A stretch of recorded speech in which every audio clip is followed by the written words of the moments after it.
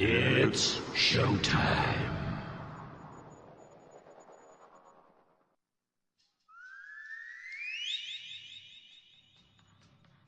Okay!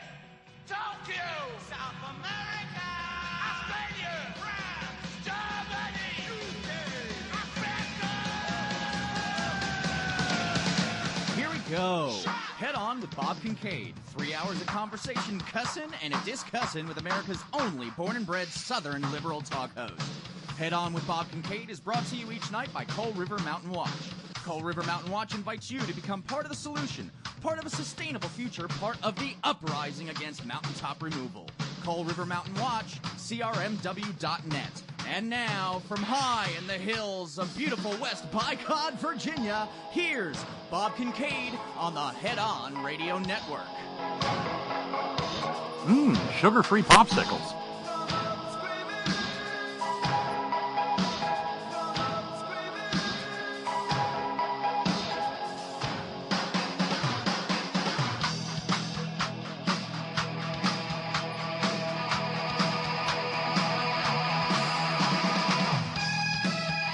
No, not really. They're never going to be able to compete with the real thing. They got that artificial sweetener bitterness to them. But between that and maybe here in a few days, yogurt talk, that's probably going to be about as close to food porn as we get here at the Horn. Sorry. Hi, I'm Bob Kincaid. This is the Horn. Headon.live is where we live, and I'm still not anywhere near all the way up to speed. I even forgot to fire up the Skype machine. Hang on.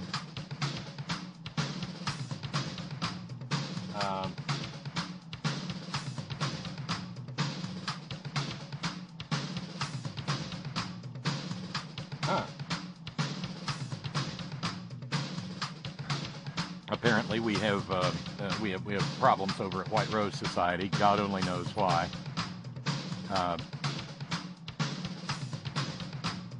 Brother Deacon Asa tells me smoke billowing from but one stack aboard the Thorn in the Side Thursday train. Boilerman Bob, stream error on White Rose Society. Damn it. Well, maybe it'll catch up at some point. That would be awfully nice. But anyway, I did the Hi, I'm Bob Kincaid part. It is the 14th day of June, 2018. This program is live. For those of you who are wondering, it is indeed. And again, it's one of those no promises broadcasts. I'll go as long as I can go. If I can knock out 2 solid hours, I will. But I pushed the envelope a little bit last night.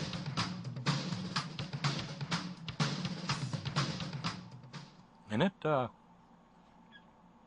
worked me over pretty good. So,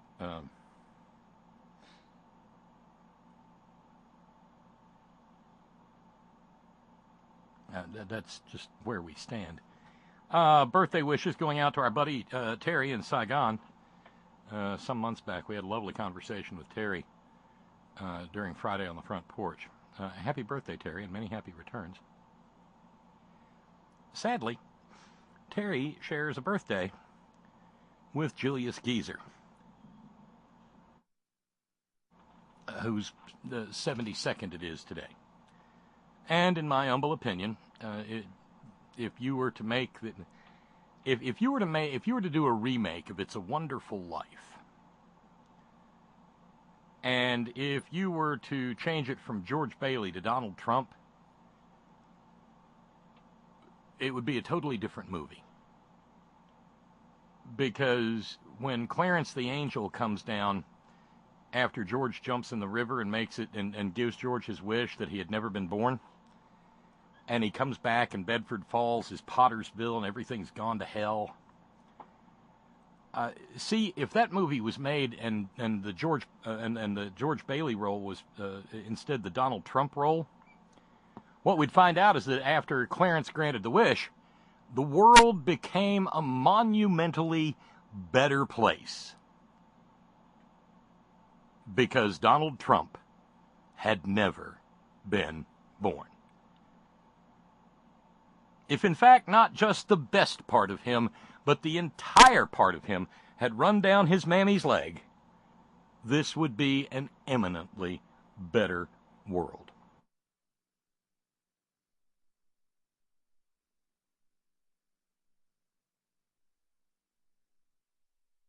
Among other groups, I don't think I'd get a lot of pushback from, say, the mothers who have had their children torn away from them at the border. Sorry, popsicle.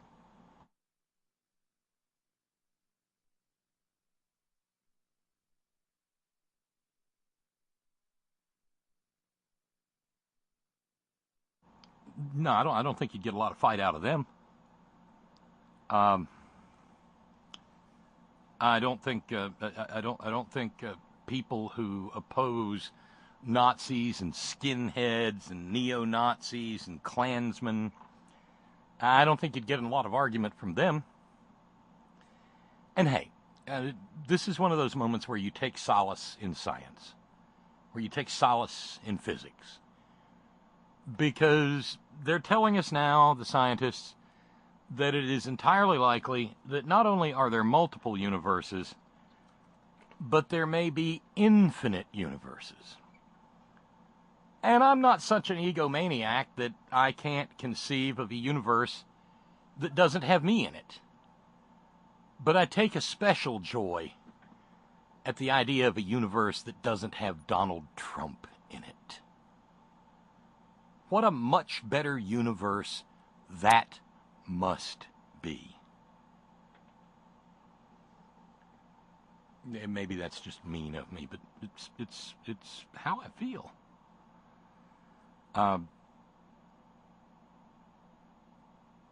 It is, in fact, Thorn in the Side Thursday here. And we will have a great deal to talk about in the next couple of hours. I hope I can get that far. Very nice note coming in from Robert in Australia. Your health is more important. Please don't push yourself. Better to take some downtime and get well. The world will still be falling apart when you return. Yes, I recognize that, Robert. But the thing is, Agnes has to have some relief.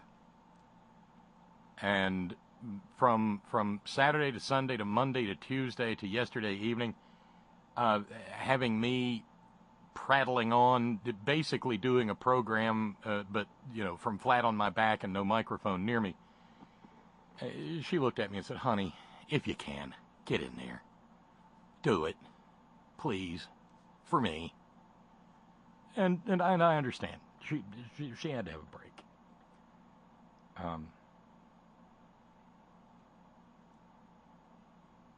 Meanwhile, Clarity with a note says, 70, as the Bible says. Time's up, Trump. Well, I don't want to push that too far, because there's a lot of people well past 70 that I want to have many happy returns, because they do make the world a better place.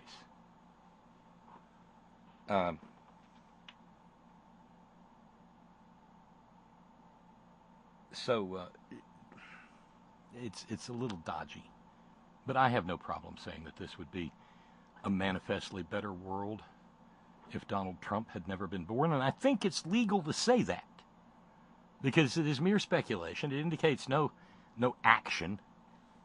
Now, in some countries, it would be, and we talked about this, I guess, last week, it would be a form of lèse-majesté.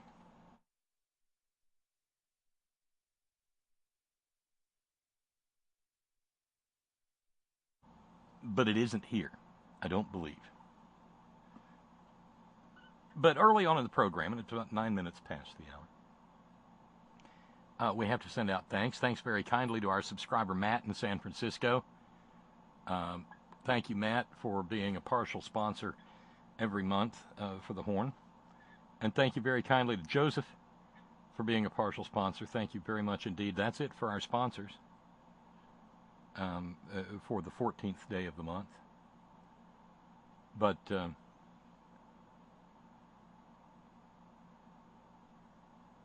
I also have thanks to send out to Yuki. Hi, Yuki. You kind of blew my mind last night. because we were off air, and all of a sudden I got a notification, and Yuki wiped out almost the entirety of the deficit for the week, and that was a huge deal. It was more than I have a show on me, which is a big deal. So thank you, Yuki. Thank you so very, very much. And I don't just thank you on my own behalf and Agnes's, but I thank you on behalf of the Horn Family Community Congregation, those who already help keep the program on the air, and the considerably larger number who don't, but are members of and participants in the community just the same. Thank you, Yuki. Thank you very much indeed. And so I can say that we find ourselves very near to just being even this evening and having nothing more than a regular evening's fundraising to do. I calculated, and it came out to $275. And I got a note from Chris in Germany overnight saying, Bob, put $100 challenge on the table.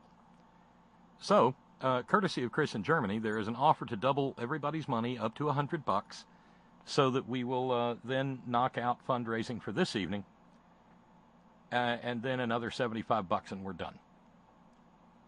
So, thank you very kindly, Chris, and thanks to all of you who hopefully will respond to Chris's challenge. Thank you. Thank you very much indeed. And thanks to all of you who keep this on the air, because somehow or another, all my letters to George Soros just keep coming back return to sender. A note coming in from Jeff from Hellhole, Indiana. Bob, I never wish ill on any human being, but the human race does not include a shit stain like Donald Trump. If this is dear leader's final birthday, the party's at my place. Never have I so eagerly awaited someone's just reward in the hell that this POS so deserves. I understand. And we got stuff dealing with his idiocy to deal with. Note coming from Terrace in California. Third parties in the parallel universe. What respectable Republicans like Meghan McCain don't understand is that a third party won in 2016. As Dr. Bill has said many times, due to the Constitution's antiquated winner-take-all system, any viable third party in the U.S. must replace the party that it most closely resembles. That would be, of course, the racist, dumbass Tea Party. Well, I would say some of that coup was already accomplished. And that's why, for instance, being interviewed over on Fox News TV Radio Rwanda this morning, offering a happy birthday to his dear dirty old dad, Donald Trump Jr., said he really thought it was okay if the Republican Party had turned into a cult of Trump. It's okay with him. And you know what? In the grand scheme of things, I suppose it is. But then again, you know, there are no.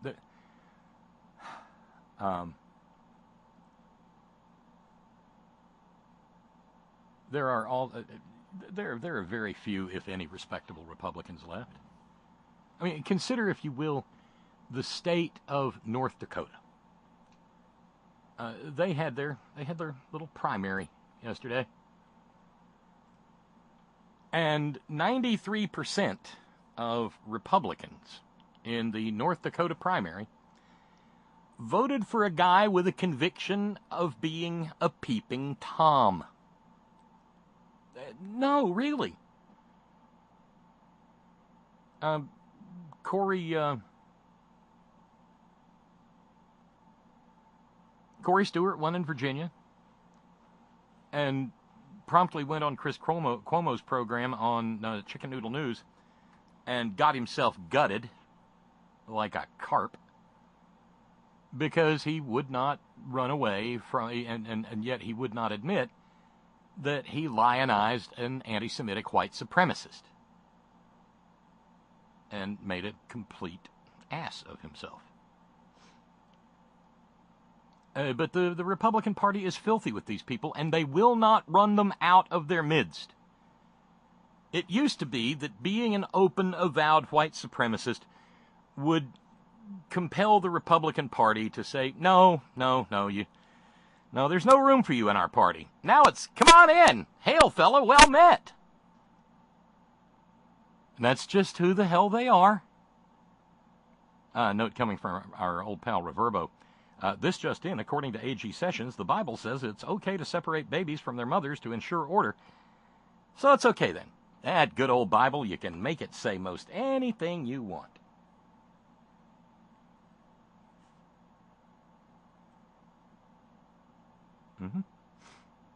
Of course, you know, there's stories in the Old Testament about the children of Israel moving through and sacking cities and murdering men and children and all the women except for the virgins, and the virgins were given to the temple priests to be raped.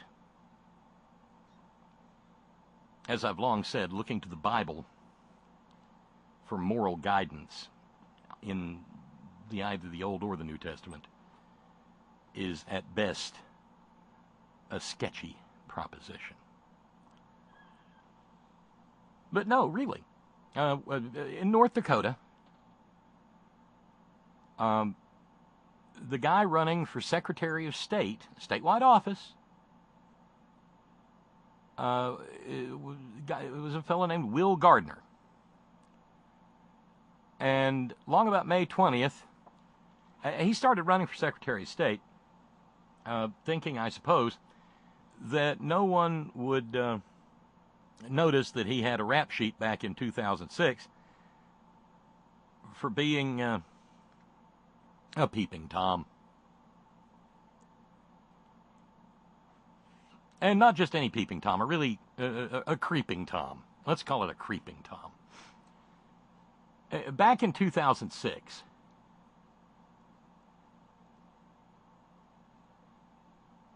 he worked at North Dakota State University. Go Bison, I think. And his job at North Dakota State University was to be the webmaster of the North Dakota State University web presence.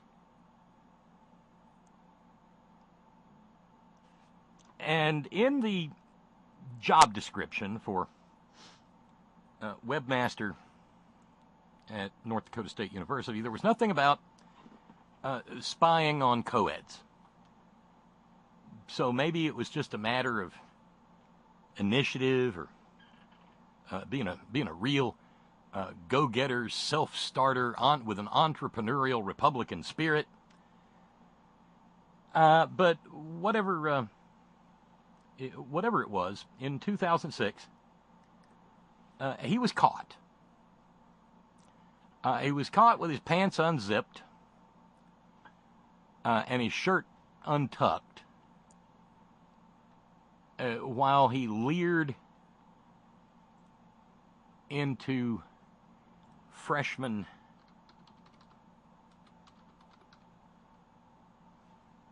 dorm rooms. No, really.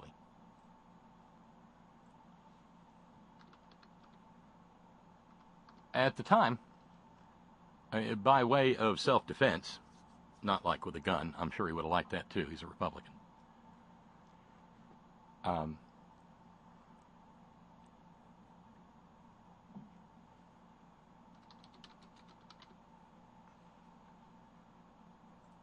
He said, well,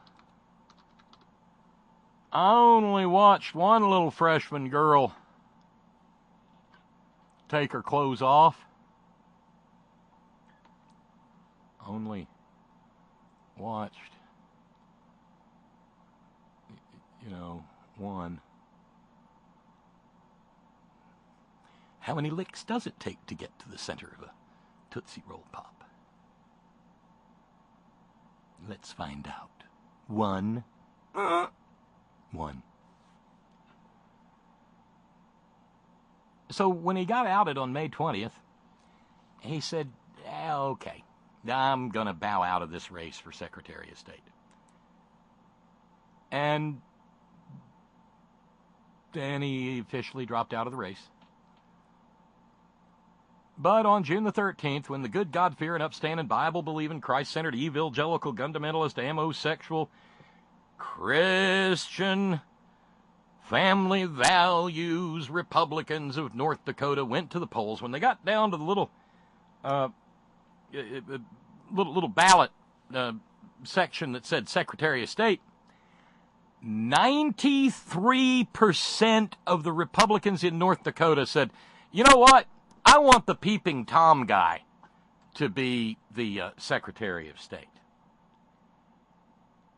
He thumped the incumbent Republican Secretary of State by 93% to 7%. MAGA, y'all! Yeah, you'll forgive me if, because I'm an old DJ and things remind me of things. So, sort of reminded me of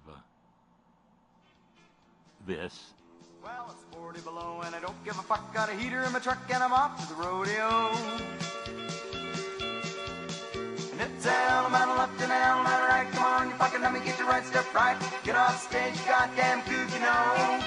You piss me off, you fucking jerk. Get on my nerves. Well, here comes Johnny with his pecker in his hand. He's a one-ball man and he's off to the rodeo. And it's Alabama left and Alabama right. Come on, you fucking let me get your right step right. Get off stage, goddamn goose, you know. Piss me off, fucking jerk. Get on my nerves. A long-distance dedication going out from the horn to good, God-fearing, upstanding, Bible-believing, Christ-centered, evangelical, not perfect, just forgiven, Christian Republican Will Gardner, who only watched one co-ed take her clothes off, and, well, she really wasn't that hot. That's why they only caught him with his pants unzipped and not, as the song says, his pecker in his hand. Gotta love him.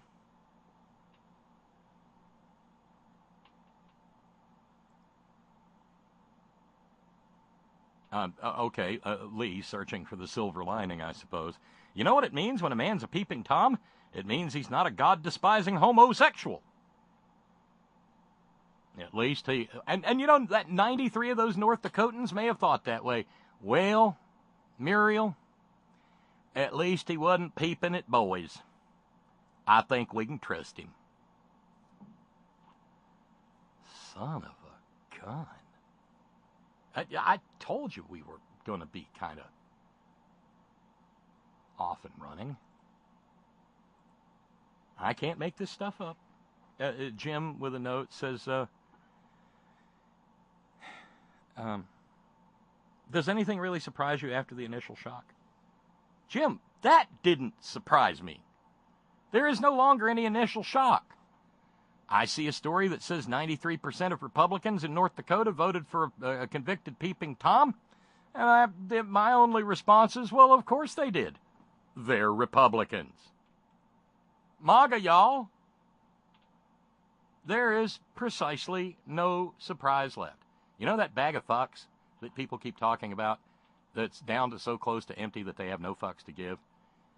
My bag of surprise is... I turned the little bastard inside out a long time ago where Republicans are concerned, and it just doesn't, there's nothing there anymore. Hello? Hello? Hello? Yeah, nothing but echoes. No. It's son of a gun. I mean, that's, you got to admit, that's pretty rich.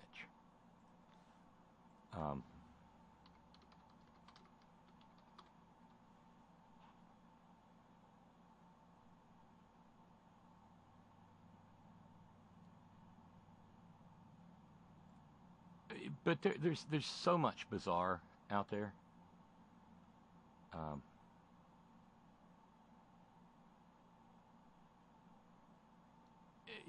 as is often the problem, you struggle to just figure out how to approach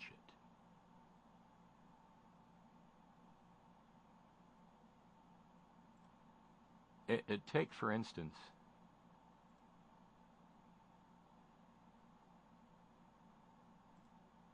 this little piece of audio. Now, earlier today, Julius Geezer had a hissy because he's been sued by the state of New York for running a phonied up, faked up, frauded up, ginned up, rubed up, dummied up charitable foundation. You remember, it's the same foundation that spent $10,000 on a painting of Trump, and it hangs at Mar-a-Lago, I guess, to this day. And he's furious, and he says, we'll never settle, we'll never settle. But, of course, we remember when he said that about his dummied up, faked up, frauded up, rubed up, ginned up Trump University, and then he settled. We'll take it to a jury trial. Sure you will, Donnie. Happy birthday, dumbass. But the one that just really had me... No, well, okay, I take back my prior statement. The thing does have, the misanthrope does have the ability to occasionally surprise me. Not so much with any wit or genius, but, and I know full well that there's no bottom to the Trumpian cesspit. But sometimes you do just have to look up and go, damn. Just damn. Saw a gun. Well, doggies. And this was one of those moments.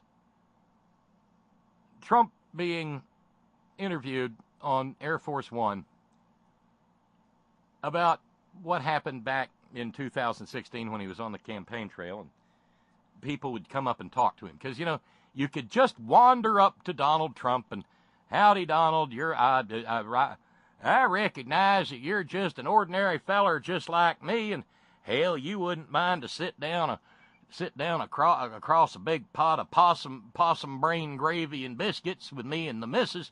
So I just wanted to tell you something. Happened all the time. So this. One of the things that really I'm happy is that the soldiers that died in Korea, their remains are going to be coming back home. And we have thousands of people that have asked for that. Thousands and thousands of people. So many people asked when I was on the campaign, I'd say, wait a minute, I don't have any relationship. But they said, when you can, President, we'd love our son to be brought back home. You know, the remains. And I asked, we had pretty much finished, and I said, would you do me a favor? The remains of these great fallen heroes, could we do something? He agreed to it immediately. It's pretty great. Pretty great. Because, you know, he's got a buddy, he's got a BFF relationship with Kim Jong-un now out of the Singapore fling. And there's only one problem with those thousands and thousands of parents of dead Korean War veterans. And I bet you already know what it is. I call it ciphering. You call it math. But let's assume for a moment, looking at the timeline of the Korean War. I like round numbers because they're easy to deal with, so we'll just use 1950. And let's say you got some private who's every bit of 18 years old. Well, that means if he's 18 in 1950, 40, it means he was born in 1932. Let's say his parents were 20 when they had him. That means that his parents were born in 1912. So, by my reckoning, and again, it's me ciphering, and I may be a hillbilly elitist, but I'm a mathematically challenged hillbilly elitist, but by my reckoning, that would mean that there were thousands, because he said thousands, there were thousands and thousands of people approaching Donald J. Trump out on the campaign trail in 2016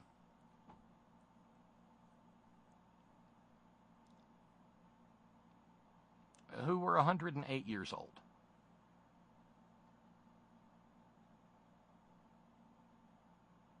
Oh, really? And, given the fact that the for-profit media would stop everything and cover a Trump rally, not so much for Bernie, God knows not for Hillary, and not even so much for Marco Shitweasel Rubio or Jebbia Please Clap Bush, or any of the other hateful loons that were running on the Republican side. But if Donald Trump dropped his trousers and farted into a microphone, NBC and CBS and ABC and 16 crews from Fox and PBS were all there to cover it.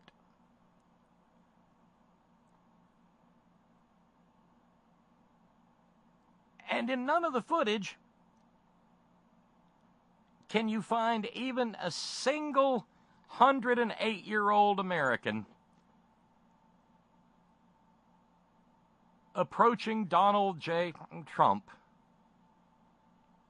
to beg for the return of the remains of their beloved son killed in the hellish hills of Korea in 1950. But it doesn't really matter, does it?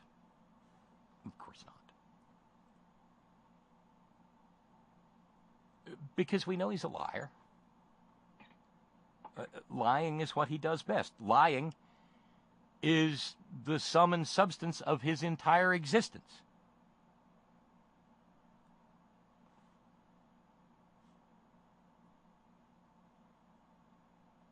Yes, as a matter of fact, yes, Brother Deacon Asa. He says, let me get this straight. You're suggesting Trump is a lion sack of bovine excrement?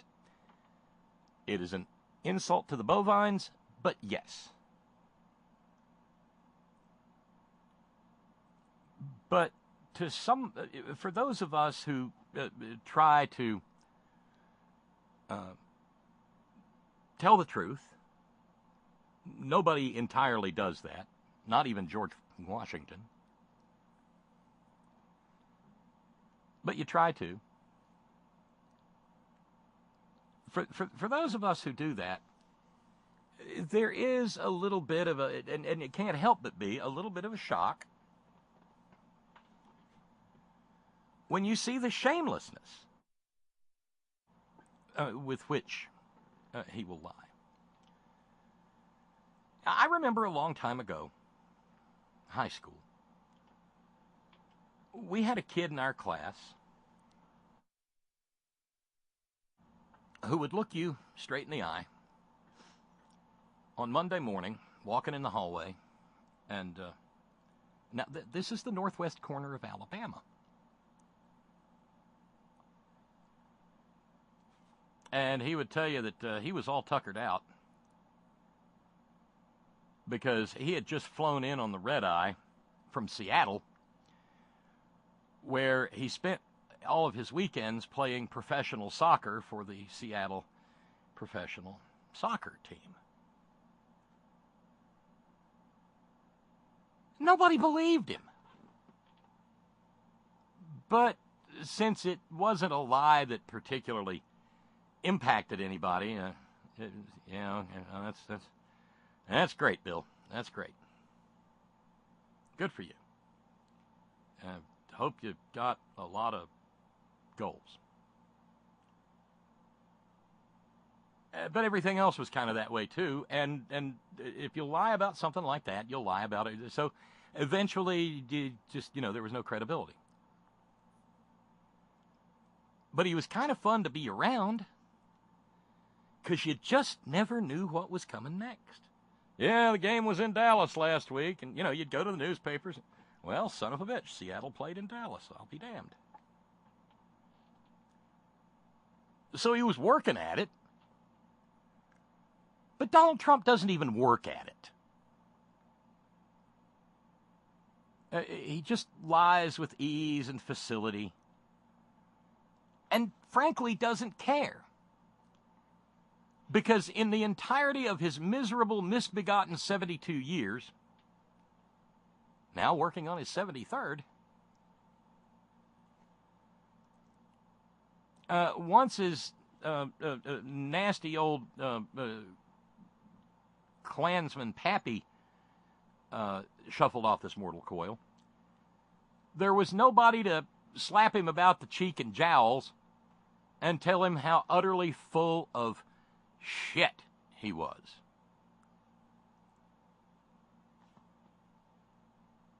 And that's part of the reason for isolating oneself up in a tacky, ugly,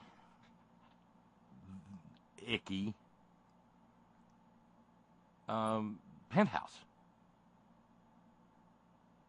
And that's why no one could ever, no one would ever confront him for being a bullshit artist. How many times did Howard Stern have him on his radio program? And did Howard ever look at him and say, come on, Donald, you're full of shit, and everybody knows it. But Howard didn't do that because it was good for Howard's ratings. And then Trump wouldn't come back again. And Trump was good fun radio. And like us back in the hallways of high school, we didn't challenge on it because it seemed harmless enough at the time.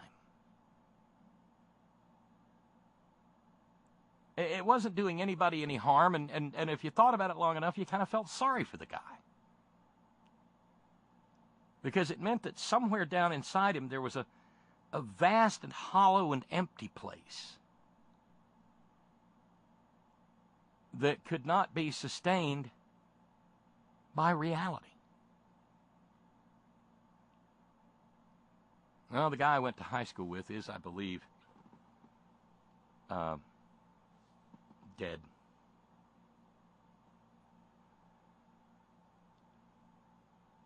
And never did much harm that I heard of.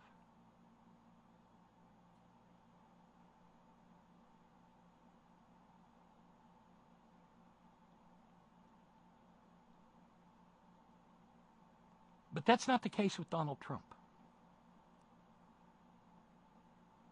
Because so many failed to stop him. So many failed to discredit him. Because the measure of having him on one of your chatty talk shows was whether or not he was engaging as a guest and not whether or not he was a dangerous pathological liar. And the entire New York media establishment fucking knew and did nothing. And we have this, children being ripped from their mother's arms at the border as a result of it.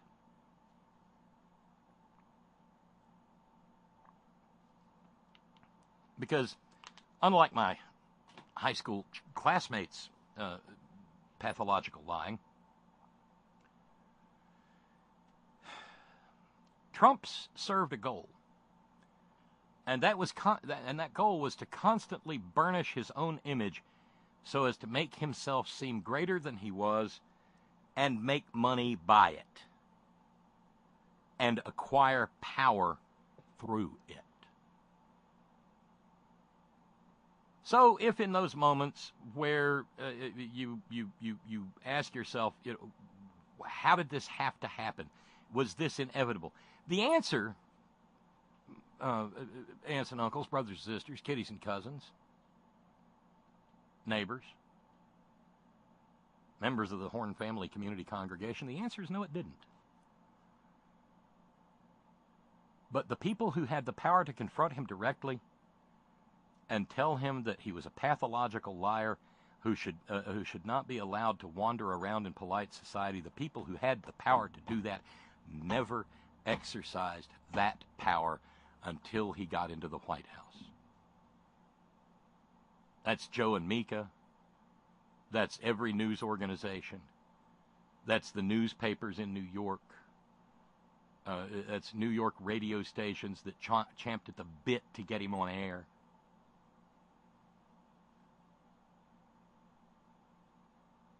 Because they figured he'd just be one of those characters that you have in the New York media market, and they're always good for a quote or a click. Once we entered the internet age,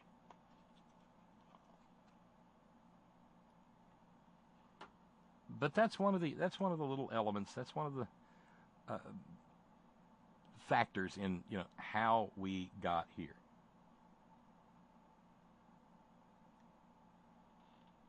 And so we find out that 108-year-old people were toddling up to him in 2016. Yeah, Donald Trump, while you're making America great again, would you please bring my dear sonny boy's bones home from Korea? I had another DJ moment when I heard that clip earlier today. I thought of, there are a few songs that will just spontaneously make tears well up in my eyes. But one of those is a John Prine song.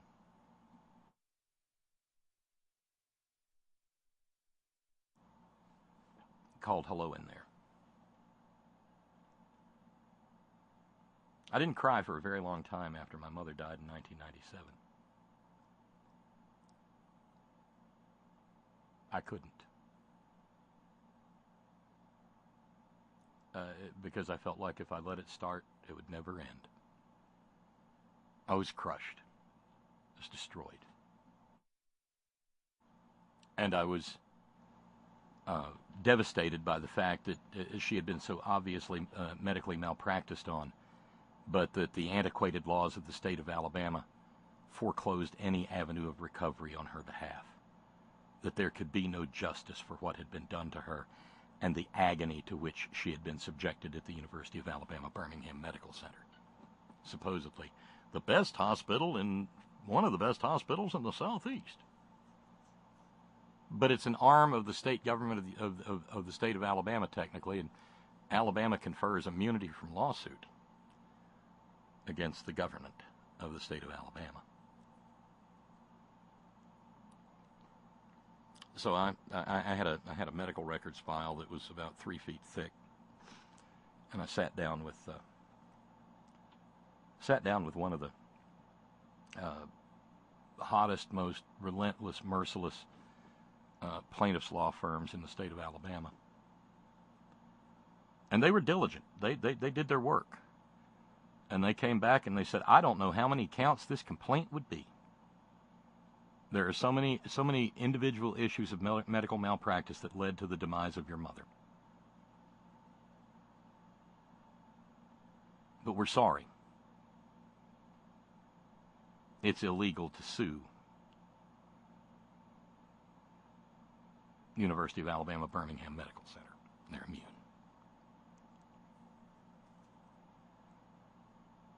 And so I was really beaten up.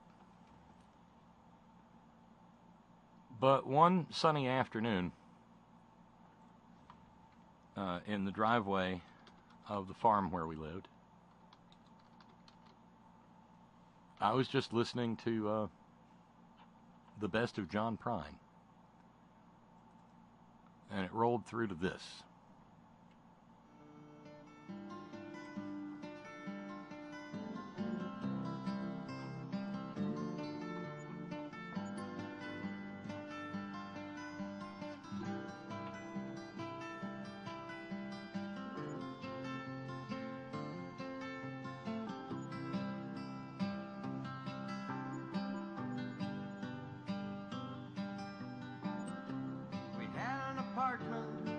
In the city, me and Loretta like living there. Well, it'd been years since the kids had grown a life of their own, left us alone. John and Linda live in Omaha. Joe is somewhere on the road. We lost Davy in the Korean War, and I still don't know what for. Don't matter anymore. You know that old trees just grow stronger, and old rivers grow wilder every day. Old people just grow lonesome, waiting for someone to say hello in there. Hello. Well, it did it again. But that late 1990s moment in the driveway, I was changing the oil in the car, and that came on, and the floodgates opened, and I finally cried for my mother. I don't think Donald Trump has ever cried for any loss in his life. But when I heard him blithely turning the horrors of parents losing children, because they will always be their children, no matter how grown they were, losing children in an ultimately largely meaningless war. When I heard Donald Trump turning that into just a casual pathological lie for solely for the purpose of aggrandizing himself in his own mind without regard to how many people knew he was fucking lying, maybe there was a little surprise, but there was a whole bunch of fury. That's Cadet Bone Spurs there, congratulating himself on the fact that all he had to do was ask Kim Jong-un, will you send the bodies back? Shit, Kim Jong-un can send back a bag of horse bones. Donald Trump won't know the difference.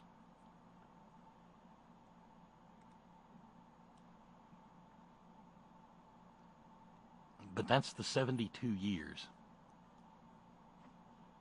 of Donald Trump.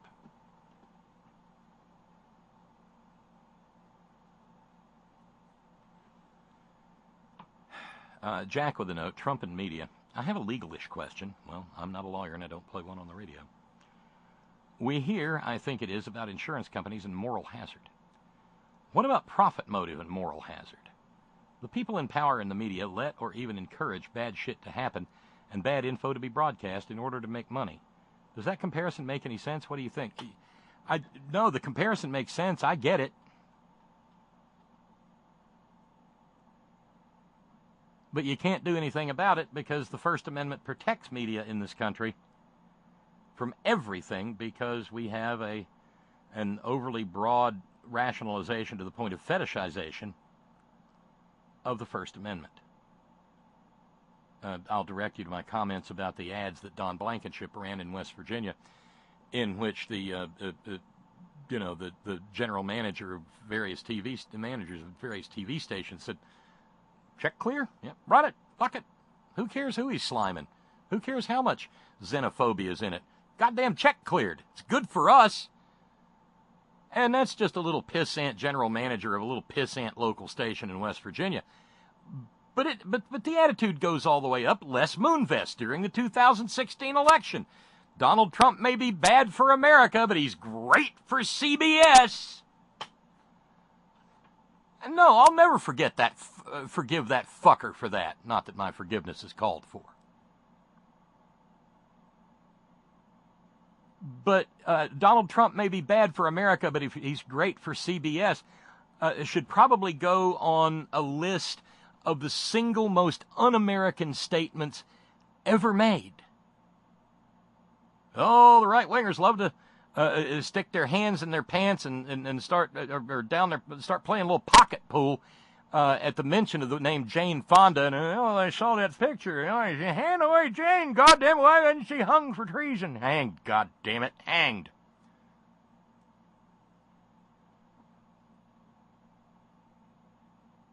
But that Les Moonves quote is probably more toxic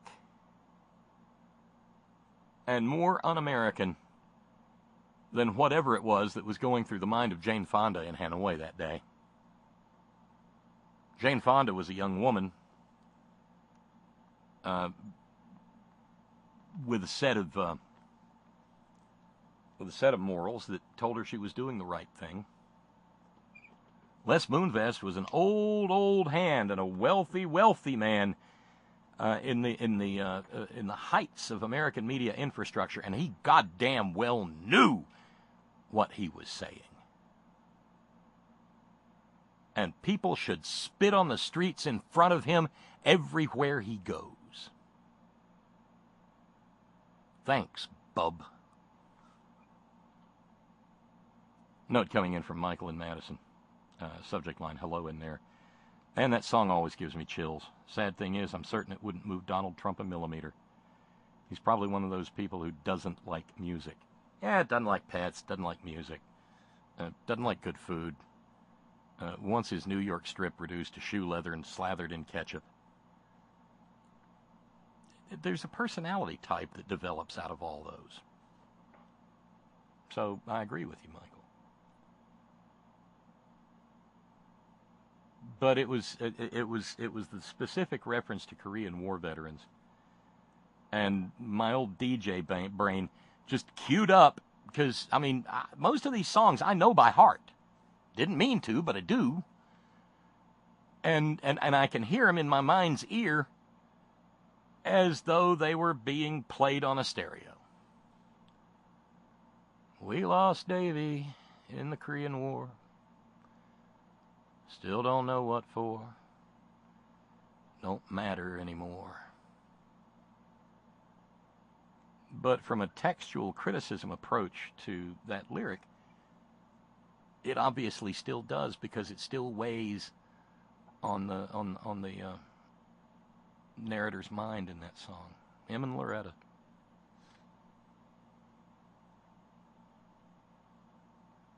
It'll bust you up.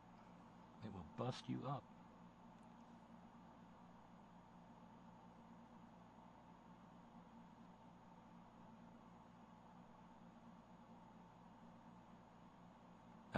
Silent R. Lamar says, oh, by the way, Donald Trump claims he finished college. I think he needs to go back to high school.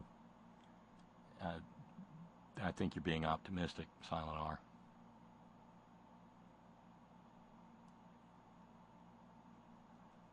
Meanwhile, I'm being taken to task by Lee in New York. Thousands and thousands. The problem with your Korean War ciphering is that you can do math. Well, thank you, Lee, from the bottom of my hillbilly heart. A does not try to do math. Maybe that explains multiple bankruptcies. Remember, the largest inauguration crowd in the history of the world, maybe the largest for all times to come. Trump is as good at math as Trump is at flying by flapping his arms. If Trump had to do math, he could not be wearing... he could... Oh, wait a minute. I don't want to screw that up. First cowbell of the evening for Lee. If Trump had to do math, he couldn't be wearing mittens or socks. And if he had to go over 20, he couldn't be wearing pants. But he couldn't go over 20 and a quarter.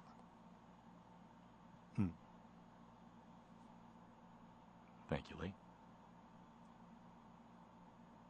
Yeah, of course. Of course. Jeff from Hellhole, Indiana says, Bob, you know his MAGA worshippers will just nod their heads and believe every word about thousands of 100-year-olds coming up to them and asking about their kids' remains coming home. Math's never been these assholes' strong suit. Neither is rational thought or wiping their own ass. By the way, my dad and 2 uncles served in Korea. My grandfather and grandmother would today be 114 and 111 if alive. I'm sure they spoke to Donnie Dumbfuck personally.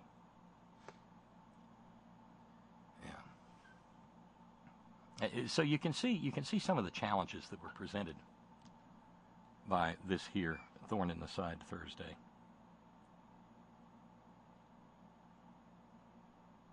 And there's ever so much more.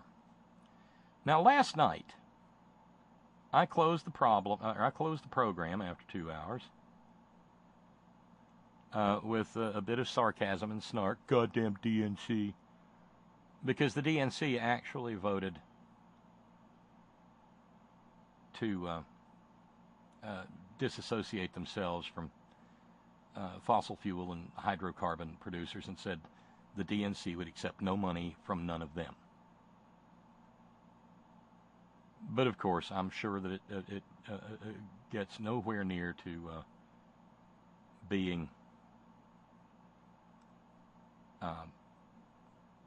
ideologically pure. Of course not. This is not to say, however, that the DNC does not do, or, let me rephrase.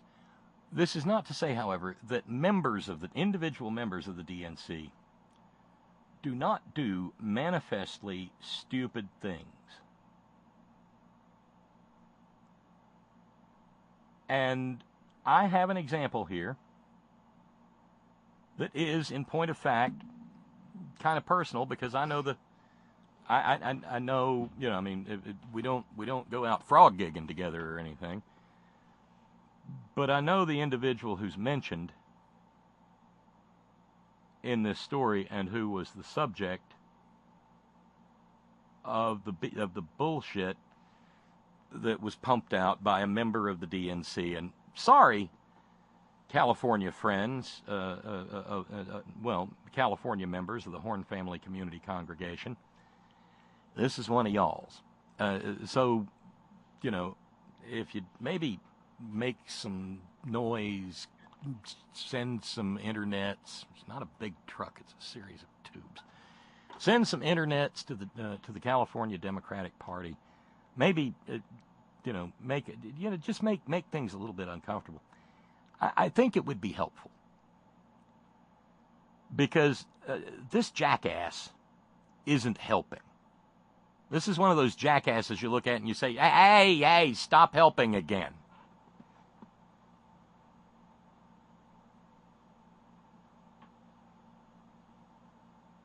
And what I'm talking, the story I'm talking about concerns a woman that I got to know a couple of years ago, named Selena Vickers.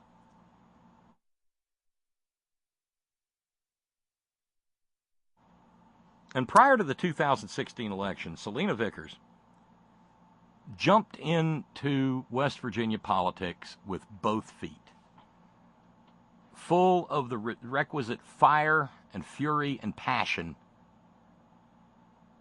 and determination, coupled with a serious case of work ethic that you really need to win elections in any jurisdiction, not just here in almost level West by Cold Trump-Ginistan. And Selena Vickers worked tirelessly for Bernie Sanders. She was the burniest burner in West Virginia. And nobody was more thrilled than she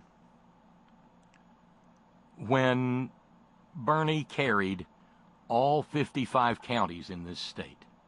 In the primary, I voted for Bernie. His enunciated policies aligned more closely with mine. I voted my heart in the primary, and then I voted my brain in November. Now, I'm going to tell you something, and I don't want you to start hating.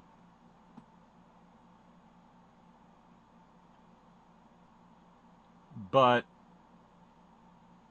when the November election came around, Selena voted for Jill fucking Stein. And I would, and many others have, look her squarely in the eye and say, damn, that was stupid. But she gave herself a rationalization for it, saying, well, I'm in a deeply red state. Hillary's going to lose anyway.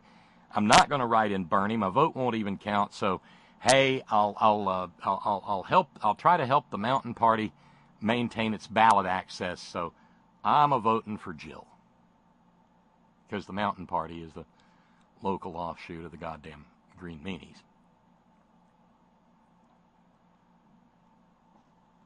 So that's a problem. But also,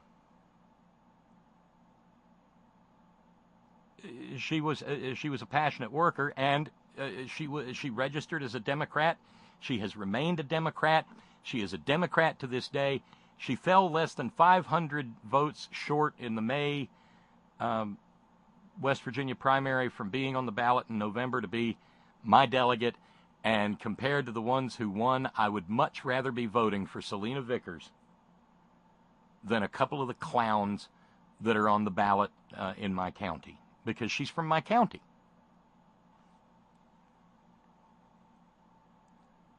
But she takes the business of governance and civic participation seriously, deadly in earnest. And so she was a Bernie delegate. She went to Philadelphia. And in the interim meetings that have taken place since, she has scraped and scrounged and come up with her own money out of her own pocket. No Justice goddamn Democrats or brand new Congress or hustles by the Young Turks. None of that shit. She has self-funded to get to the interim meetings because her particular focus is seeing the SuperDelegates done away with, because one of the most, and you know, you can go back and you can find me ranting about it too in the archives. I voted for Hillary, but by God, if somebody wins a state, they win the state. And it was not because I thought there was some way Bernie was going to be the nominee in Philadelphia. That would have been manifestly stupid. The guy who lost to the other candidate by 3 million votes gets selected to be the nominee of the party? Yeah, because that's democracy.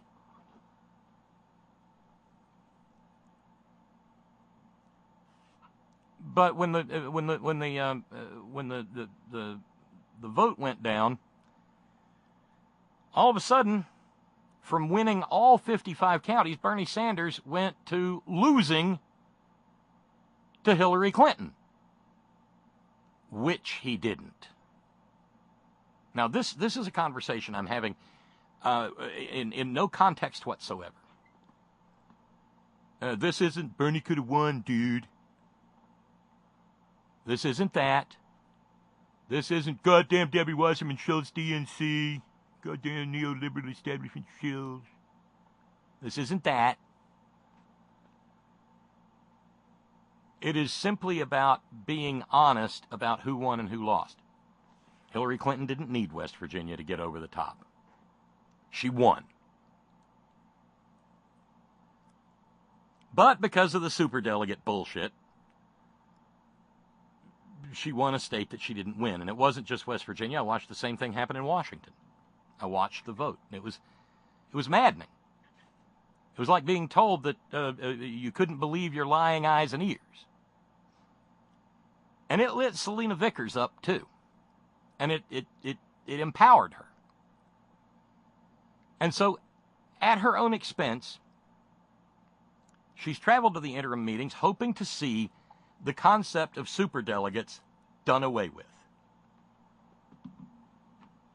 She's gone there and she's live streamed the proceedings. She's not sitting there with her camera going, Bernie could have won, goddammit. She's being a neutral, or not neutral, but she's certainly not, she's just presenting the DNC as it goes through its deliberations. And no, not a lot of other people have shown up. And so it was when another of the interim meetings recently took place in Providence, Rhode Island. Remember, this is actually a story about a California member of the DNC. When this meeting about superdelegates took place in Providence, Rhode Island, Selena, again, scraped up her own money, got a train ticket,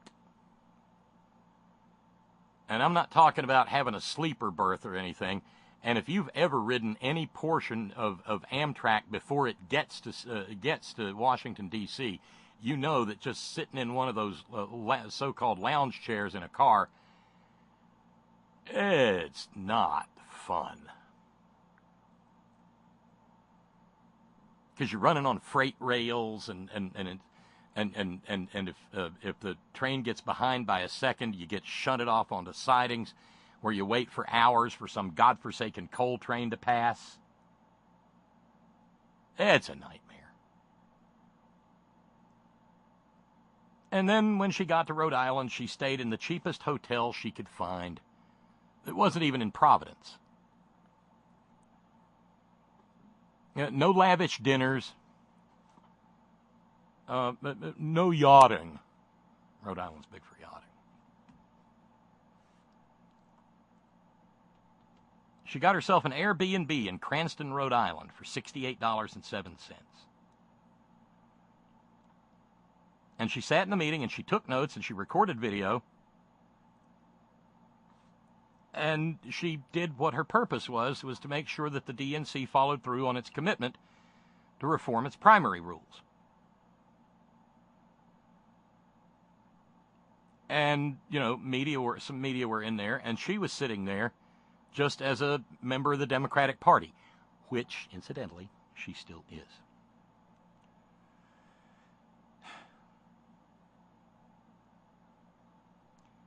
Enter the problem.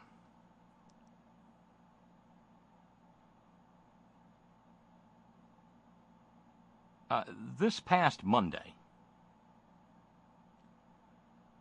a member of the DNC from California named, maybe jot this down, Bob Mulholland, a fucking idiot by any metric, by any definition, and up to his hairy old ears in privilege, sent around a memo on the rules debate. And for some reason, in his memo, he decided to speculate about my friend Selena Vickers. I don't agree with Selena on everything. Again, I think any vote for Jill Stein was a bad vote, because they all net accrued to Donald Trump. But she's still learning. I mean, hell, that's not quite as awful as the current nominee for the current Democratic nominee for the 3rd congressional district seat, a guy named Rich Ojeda from Logan County, who will be going up against a Republican, filthy rich, evangelical, crazy old white lady. Well, Rich Ojeda in 2016 will tell anybody who asked, "Yeah, I voted for Trump." And then he follows it up and says, "Now ask me how I feel about it." Don't much care. I'm going to vote for him because by any metric, he's better than the crazy old evangelical rich lady.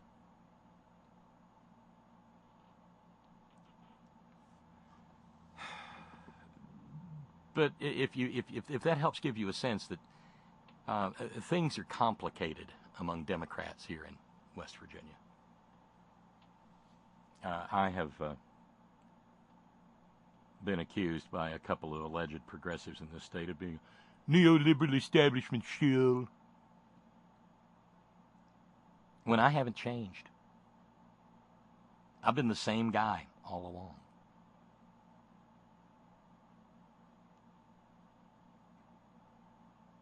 But anyway, so Bob Mulholland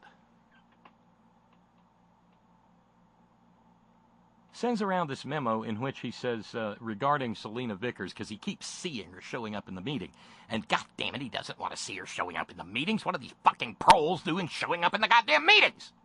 If we wanted them there, we'd have paid their way and they'd be here. The hell does that hillbilly woman think she is? So he sends him around a memo, and in his memo he says that someone's picking up her expenses. And it's obvious to me that the Putin operation is still active.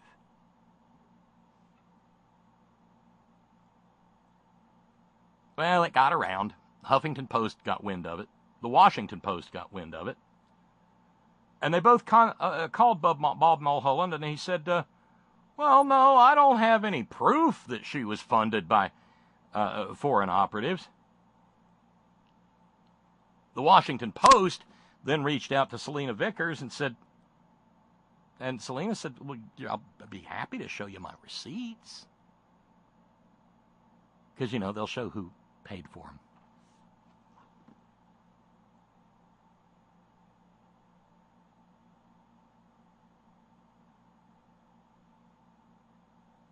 But Bob Mulholland was tipped off by, I don't know, messages through the fillings in his fucking teeth, that Selena Vickers wasn't a journalist, and she wasn't a party official, so why was she at the meeting? Well, they're public meetings, Bob. Old egg.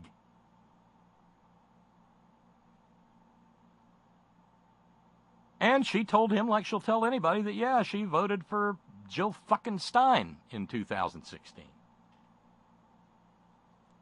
So, because he doesn't know the first law of holes, that when you're in one, you damned well should probably stop digging.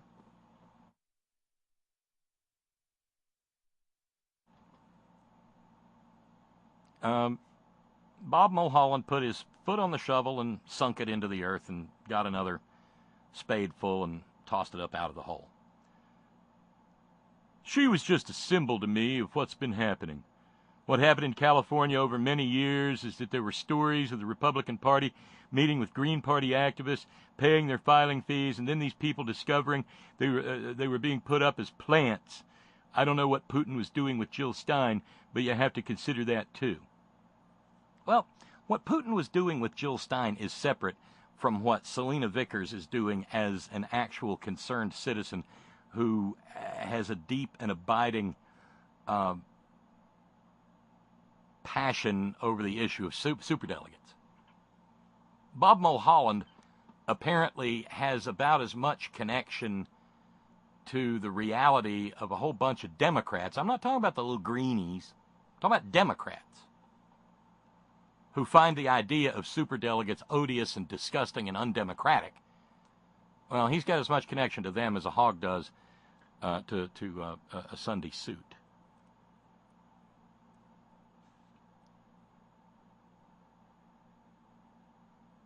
Mulholland then went on to accuse her of being a member of the Green Party.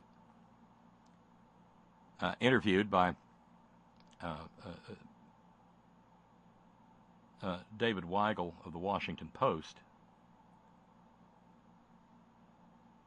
she said, I never told Mr. Mulholland that I was a member of the Green Party. In fact, I'm a registered Democrat. I, along with millions of other Democrats, supported Bernie Sanders for president. I had a choice of voting for Clinton or writing in Bernie, which wouldn't have done anything, or vote for Jill Stein. And there are a lot of people who did. And it was a horrible and tragic mistake. She also voted Mountain Party over Jim Justice, who was the Democratic nominee for governor in this state, who shortly after becoming governor suddenly heard the call of MAGA and became a Republican. Of course, he'd been a Republican all his life, and he only changed to a Democrat to run for governor. But the Democratic Party in this state, which is nothing more than a cult of personality for Joe Manchin, said, look, he's the richest man in West Virginia. Let's let him be governor. So Selena didn't vote for him either. because I'm grown up enough to know that I I don't vote for third-party candidates. When I don't see a viable choice on the ballot, I leave it blank. Just like I left the Senate ballot blank in the recent primary. I'm still too odious to vote for Joe Manchin in the primary. Knew he was going to win. And there was no way I was going to vote for a candidate who was run as a publicity campaign and not an actual candidate. So, empty ballot.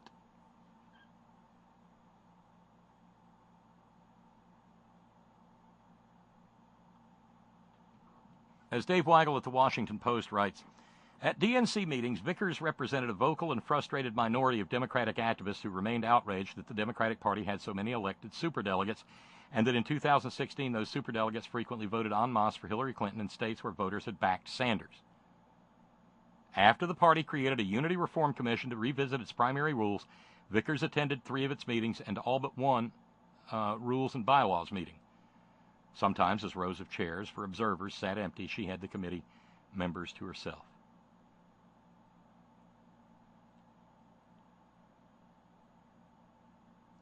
Selena Vickers told Dave Weigel, I get frustrated with some DNC members. And sometimes I think they really miss the mark on things. But I appreciate being able to talk to them in person. It's helped me personally. I was so frustrated with the superdelegate issue after the convention. Being able to go to the meetings and live streaming them for others that can't attend and talking to members about my concerns gives me a way to do something rather than be at home disconnected and powerless. I feel that my presence has a positive effect. Gee, it sounds a hell of a lot like civic engagement, doesn't it? Oh, but it wasn't good enough for California's Bob Mulholland. Oh, hell no. So Dave Weigel goes back and reports this to Bob Mulholland, and what does this crazy old coot say? That convinces me that somebody's picking up her tab. Look, I worked for Tom Hayden and Jane Fonda for 15 years. And in 1977, we got 18,000 pages from the FBI through the Freedom of Information Act. And a lot of people who worked for the anti-war movement were working for the FBI. So I'm always skeptical of these people whose agenda is not in the Democratic Party's interest. Oh, hold on there a minute, Cletus. Who's to say that getting rid of superdelegates and actually having functioning Democratic, little d, big D Democratic primaries is not in the Democratic Party's interest? In the legal world, with folks who do trials like our buddy Billable Rick and our buddy Steve in New York, that's called assuming facts not in evidence. I was a long-haired hippie radical, and when we saw the FBI files, we found out we was infiltrated all the fuck. So therefore, the Ruskies got to be paying her expenses. I don't think the fucking Ruskies are as cheap as that. I mean, Jesus Christ. They took Jill Stein to fucking Russia. They gave her a dinner.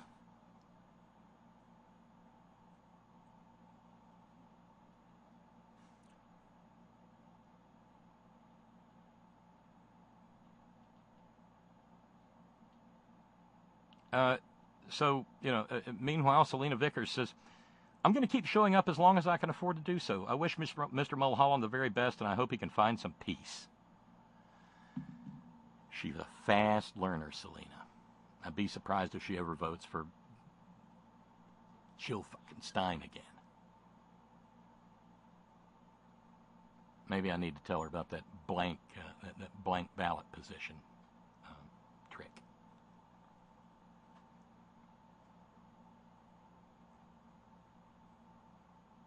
I don't know about you, but and I understand the original theory behind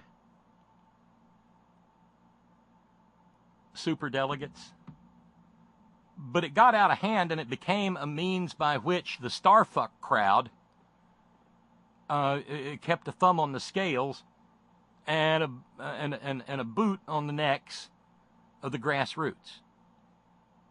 And as somebody who has worked in the grassroots myself, it's almost to be expected.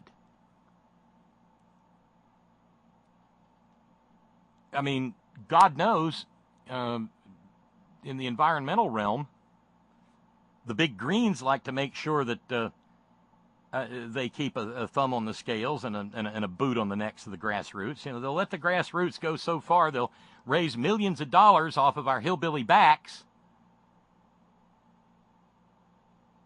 But when it comes to actually introducing a bill, well, listen, hillbilly, we don't really think now is the time or the place to be doing anything like that. So then the hillbillies have to go and do it themselves.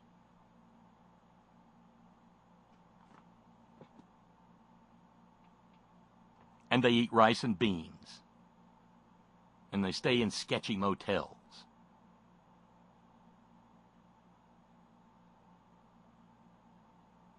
I would know.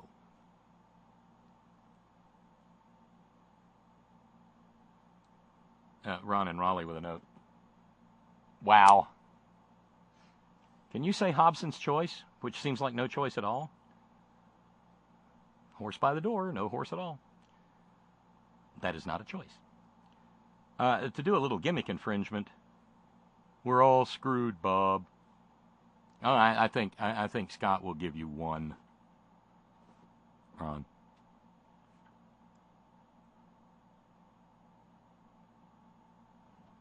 Subject line, Bob Mulholland.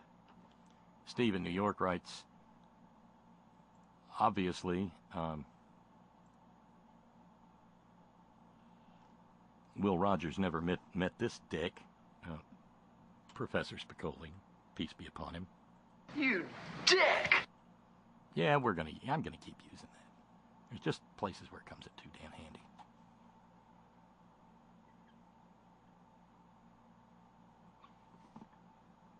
Jeff from Hellhole, Indiana says, these actions by the DNC scare the hell out of me for 2018 and 2020. We lost the House, Senate, Supreme Court, and numerous state houses to a bunch of teabagging idiots.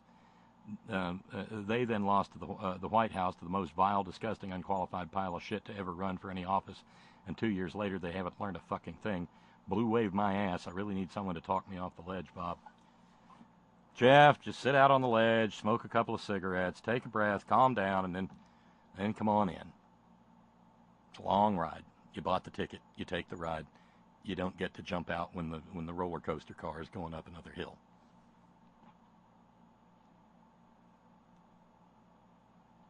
But that's extremely frustrating. And, it's just one little hillbilly woman, right? Who cares if a powerful, privileged, old white guy in California, Bob Mulholland, and he's got to be well into his 70s and maybe his 80s. Who gives a shit if he wants to shit all over a woman, right? Tell Michael we always loved him. It was only business. But just the same, if you wouldn't mind, I don't even know what area or district of California Bob Mulholland represents. But if somebody wants to be the Horn Research Department and find that out,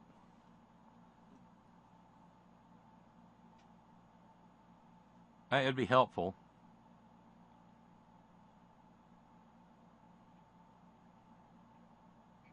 And then maybe a few people could maybe tell him that it's 2018 and shitting all over a woman and calling her a Russian operative just because you don't like her ideas or her political stance is not appropriate and not okay.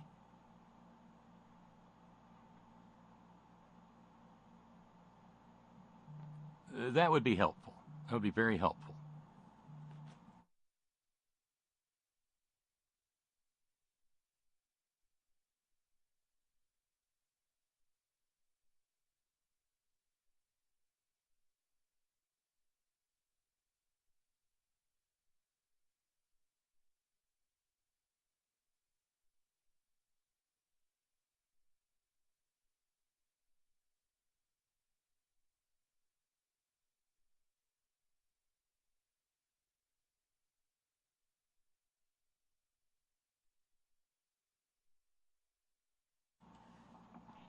But, no, shit like that ought not be let go casually. It ought not be let go at all. In the era of Me Too, just because there's no sexuality to it, that's still some pretty shitty conduct. I doubt if he'd say that about her if she was a he, and if the he that was she had a couple of $1 million in the bank and was staying at the Hyatt or the Marriott or the Hilton in Providence. She's just obviously not a member of the club, so to hell with her. And this really is one of the reasons that there are so many fissures and cracks inside what desperately needs, if we are to take the House and the Senate in 2018, so many fissures and cracks inside the Democratic Party that works against the idea of unity. And you know what? Selena's not going to go over and throw away her political ambitions in the Mountain Party trash heap. She's a progressive goddamn Democrat. And she's going to keep being a progressive goddamn Democrat. And I'll vote for her again, because I voted for her this last time. In point of fact, I found most of the Democrats on the primary ballot. It was like the resident list of a local nursing home. They were all so damned old. We had a guy, 92 years old, an ancient Democratic Party political apparatchik, running to regain a seat in the House of Delegates. I don't think, apart from Selena, I don't think there was another candidate who was under 60. I voted for Selena, I think. I mean, video game voting and all. I voted for Selena and left the rest of them blank. I could have voted for up to 3. I voted for her. I lost.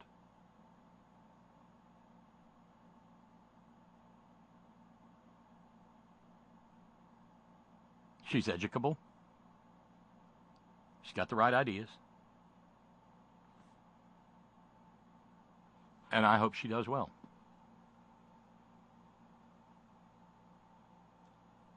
Steve, I'm not going to use that word because you might get to, but I can't.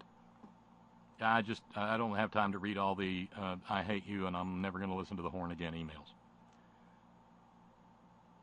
emails. This guy's a real beep. Sorry to be so crude, but it seems to fit here. Bob Mulholland is the California Democratic Party's senior advisor and longtime chief spokesperson, known for intercepting registration cards of voters who had re-registered Green Party and sending them back with a letter on state Democratic Party letterhead asking the voter to reconsider the change of party. That's a little slippery. Mulholland gained national attention for involvement in the Bruce Hershenson versus Barbara Boxer campaign. He leaked a rumor that Hershenson was into porn and frequented a porn shop. He was fired by the Democratic Party, but then rehired weeks after Boxer won.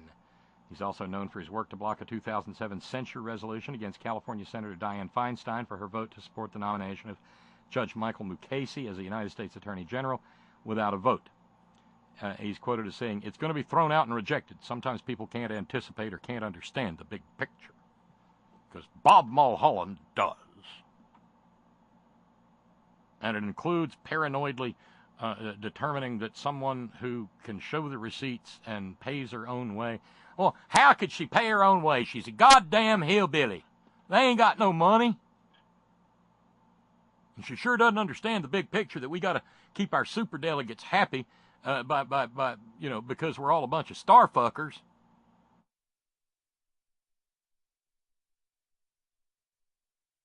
Our buddy Brother Deacon Gerald sent that story along to me Sunday night, saying that that's probably why he's going to wind up leaving the Democratic Party. I think the world of Gerald. I really, really do. And the only thing I would say in that regard is that, it's time to cue up the Jackson 5 singing One Bad Apple. But getting the fuck rid of Bob Mulholland might go a long way toward the unity that we so desperately need.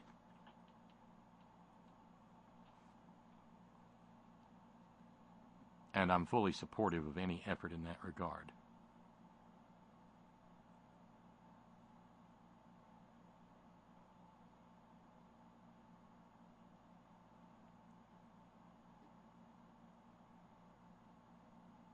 Okay. It's 7:30 on the East Coast here. Jim's been patiently waiting online. I'm going to go to him. But before I do, let me remind us all that we got $275 to raise this evening. I'm sorry, but we do. And there's a $100 challenge courtesy of Chris in Germany on the table. Please don't let that challenge go to waste. Whenever somebody's willing to double your money, $5 just becoming 10.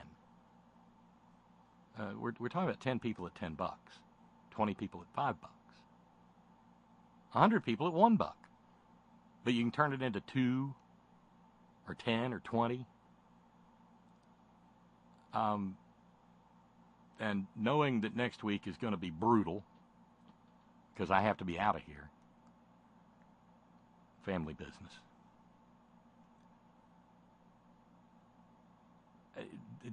Please don't let this challenge go by the boards. Okay, like I said, let's go over and check in with Jim. Hey, Jim. Hey there, Bob. How are you? Well, not great, but here. I understand. I'm glad to hear you live, and believe you me, I can only imagine the tortures of damn that particular gut wrench can present to you and just lay you flat. And as I expressed to you by email, my thoughts and concerns were truly with you. Well, thank you, Jim. I appreciate it. I need to ask you a question, and I don't follow all this stuff the way you do anymore. I've got so many other things, and I'm fighting so many wars on two fronts right now. But as far as institutional knowledge is concerned, which you possess a great deal, this concept of SuperDelegates, where in the world did it come from? It comes out of the nomination of George McGovern in 1972, and I have a feeling you probably remember that far better than I do. Voted for him, or tried to.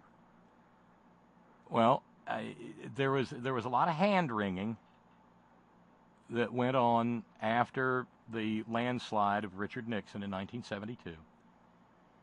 And the Democratic Party determined that they had to have some way to make sure, and you might recognize this from the rationale behind the Electoral College, they had to have some way to make sure that the nominating process didn't go completely off the rails. Because, among other things, historically speaking, nominating processes have never been, what we know as primaries, have not operated as they sort of do in the modern sense. From 1968 going backwards, the nominating process for the major parties was for the most part a smoke-filled room affair, where the party bosses and bigwigs got together and sloshed liquor around over ice cubes, and the rooms were filled with cigar smoke and cigarette smoke, and they battled back and forth until they came to a consensus over who should be the party's nominee. Kind of like what they used to call the Board of Education when Truman was president. Remember that crowd that did the same thing? And coming out of and in 1968, especially after the assassination of Robert Kennedy, the 50th anniversary of which just passed,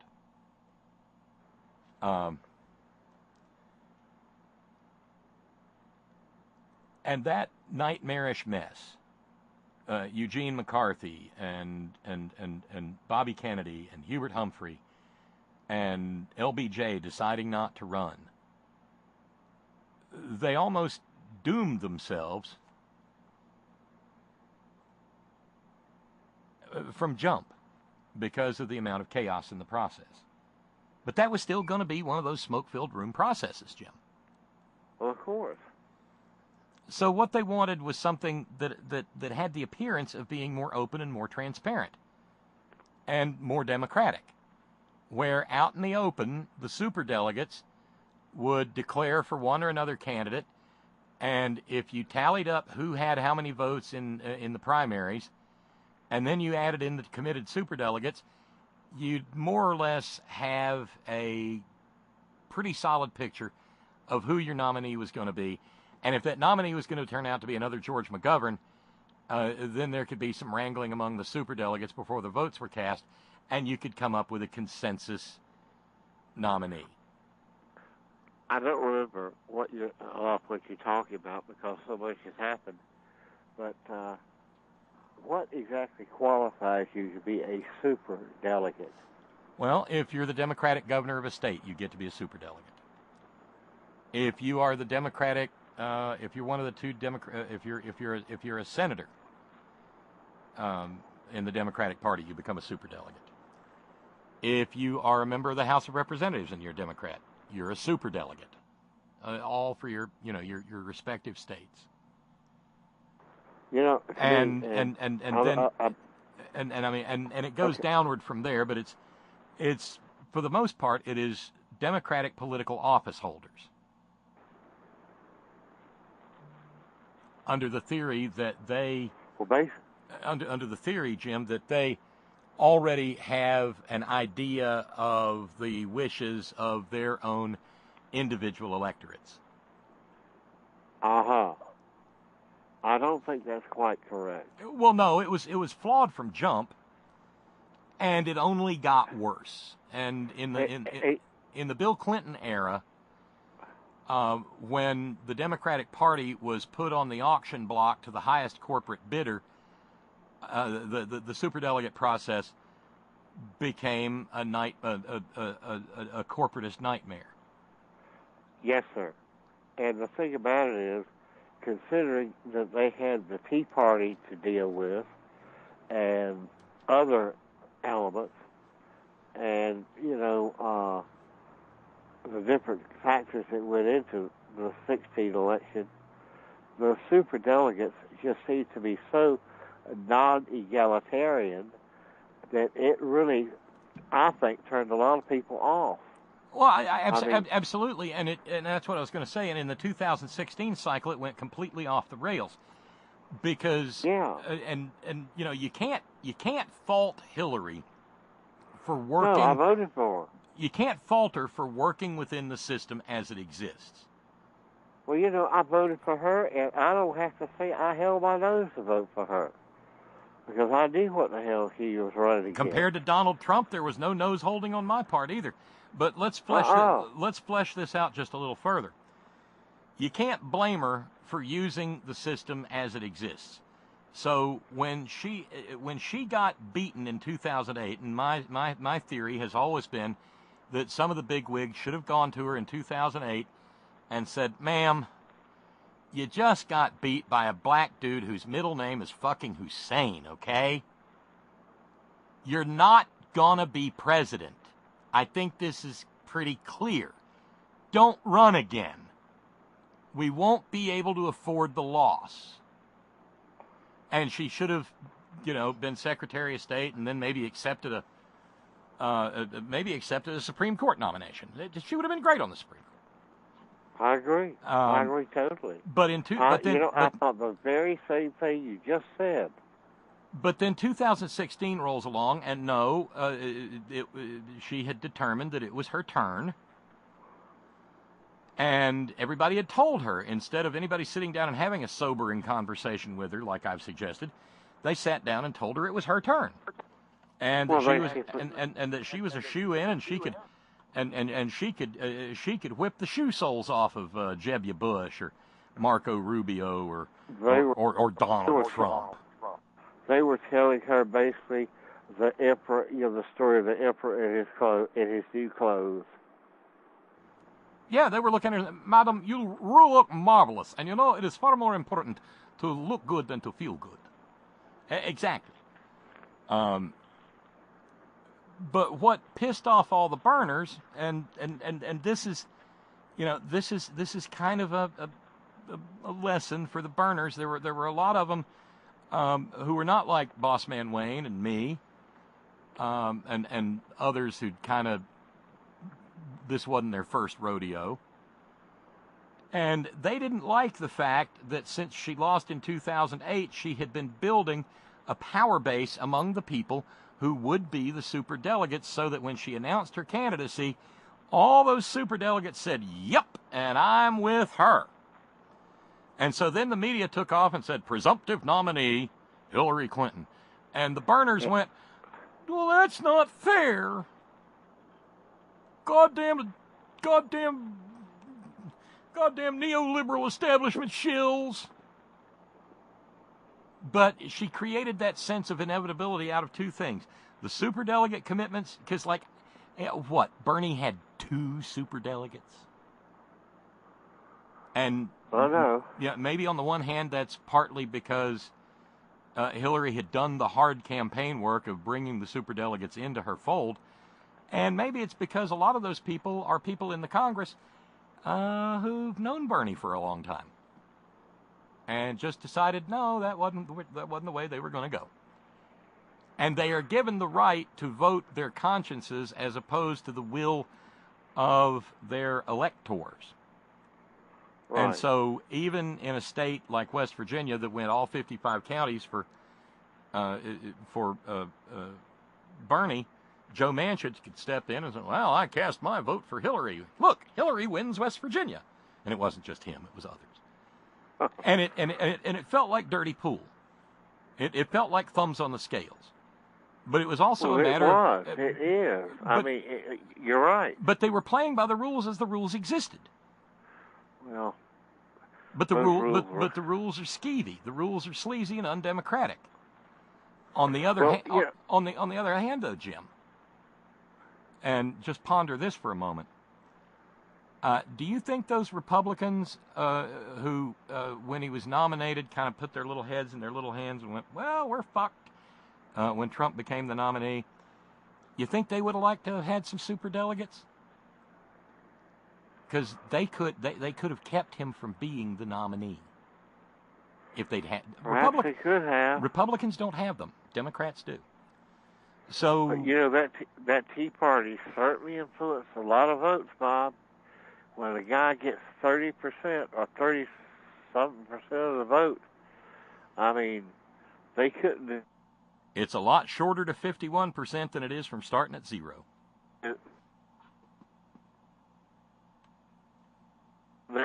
That's exactly what they did. Yeah, you're right. But the idea of these superdelegates, I think it made a lot of their so-called constituents feel like, well, I don't think you're so hot after all. And I definitely think that whole concept was just ridiculous, and combined with the mechanics of the Tea Party, and just the fact that you had so many people who were so-called voting their so-called conscience. You might vote your conscience in the primary. It wasn't no conscience. Well, yeah, you vote your heart in the primary and your brain in the general. But there was no conscience involved in voting for Jill Stein. That was just a petulant act of childish wasting your vote. Well, voted for Trump. But it was childish and it was petulant, and to hide it behind some claim of conscience is utterly bullshit. Because that's what they're. You know what? Well, let's go ahead and ask that question though, Jim. How's that conscience vote for Jill Stein working out now that babies are being torn away from their mothers at the border? That's hot. I think that people get so petulant and so obstreperous and so damn ornery that say, well, I'm going to vote for this person, and I don't give a damn what happens or how the election comes out. I know I have myself to be satisfied that I did the right thing, when in reality they did precisely the opposite. And I notice, I understand, correct me if I'm wrong, and for people to try to criticize you for your opinions about that. But I agree with you all along. I mean, you know, when you when you have to vote for the real person who's going to win, you do so. And these superdelegates, I don't give a damn what positions they occupy or whatever, they don't always hold the number of actual voters that they would like to think they have. No, they have only their individual votes, but they can sway a nominating process. Well, it's a pity that they do. And how many of these other superdelegates were like wealthy people? They're all wealthy. There's no. I mean, were there movie stars who were superdelegates? I don't have the list of it in front of me, but suffice to say, there were no humble hillbilly up the holler types. No, he said they didn't have the money and they needed to be mocked and ridiculed because they couldn't stay in these 5-star hotels and take private jets or whatever, and they just didn't have the resources or the means, and nor did these people have the compassion that is well deservedly theirs. They don't count for anything as far as the total thing is concerned, and you know that, and I know that. When you look at the whole thing, I mean, I look at to see what you've been trying to do with the ACAC and stuff like that, and you trying to get real science behind you, and yet did some idiot in the Congress try to just flatten that out? No, it was out. It's in the Department of the Interior, and I got to follow up to that this evening. But I appreciate you mentioning it, Jim, because the fact of the matter is, the fact that this noise is being made has a lot to do with the grassroots activism of the 8 campaign. And a little handful of people who, none of whom get paid to do what they do, and damn sure aren't supported by the Russians. So, Bob Mulholland can just, stick that in his pipe and stick his pipe in his ass and smoke it. Well, but the fact that the fact that Raul Grijalva raised the hell he did, it has to do with citizen grassroots activism. The other side of that, the fact that the Senate still has not introduced the AIC Act, shows you how little Democratic senators, frankly, give a damn about dying hillbillies. And that's all of them, because not one of them has introduced the goddamn bill. And any one of them could or could have. No, because there's nothing you can do for them, really, in their estimation of real value. And that's not why they should be there. But, I just wanted to ask about these superdelegates and exactly who they were and how they got to be, and even the ones who are not elected representatives already, be it the governors or members of the Congress. But I'm sure there were a lot of people who were these superdelegates, and, maybe the mention of that term, I think, turned a lot of people off. I know it did me. I mean, when I kept talking about these superdelegates, and I just wondered, well, let's see how super they really are.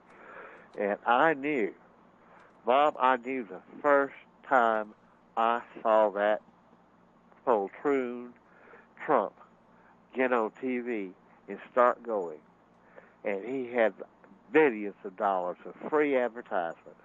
I knew by the end of the first week of the election of 16 that he was going to be it, and I told you so on this program. Yeah, you did. I said, Bob, it makes me weep, but I can tell you one thing right now: this asshole is going to be the next president, and he will win. And these superdelegates and stuff like that, I think the average voting people, maybe people who could have voted another way, feel like that they didn't really account for much, and the whole system of having these superdelegates made them feel like, well, what am I? Just a piece of shit. I can't be super. You know, it was totally, it's totally non-egalitarian, and that's the reason I called tonight. And we've got these people to pay for it, and the people who set up these rules and all this crap that went on with Schultz. I mean, I would have loved to have seen. Now, maybe I'm crazy. A Clinton-Bernie ticket. It's the only thing that would have had a chance of beating Trump. Bernie wouldn't have. You will never convince me Bernie would have won, because they never even had to leverage their foot or 2 foot thick folder of opposition research on him. No. And I've read some of it, and it ain't pretty, and it would have worked.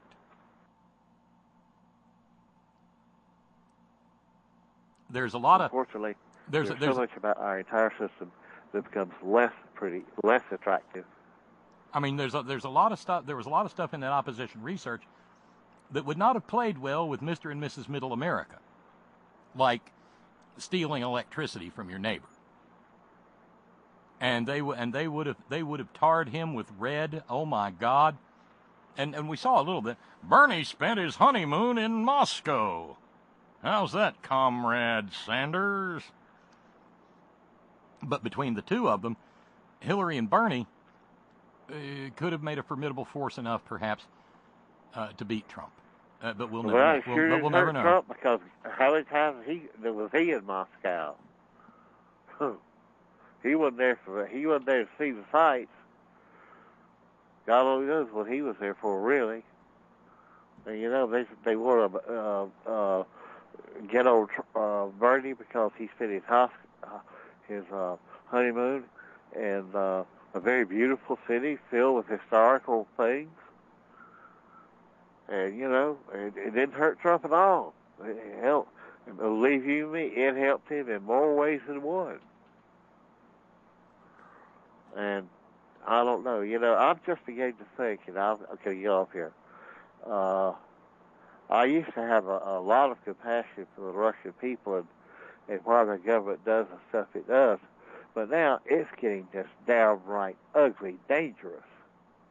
I mean, we are back in the worst stage of the Cold War. I mean, we are at the Cold War again. One of the first birthday wishes for Donald J. Trump today was a telegram arriving from Moscow with the warm and loving regards of Vladimir Putin.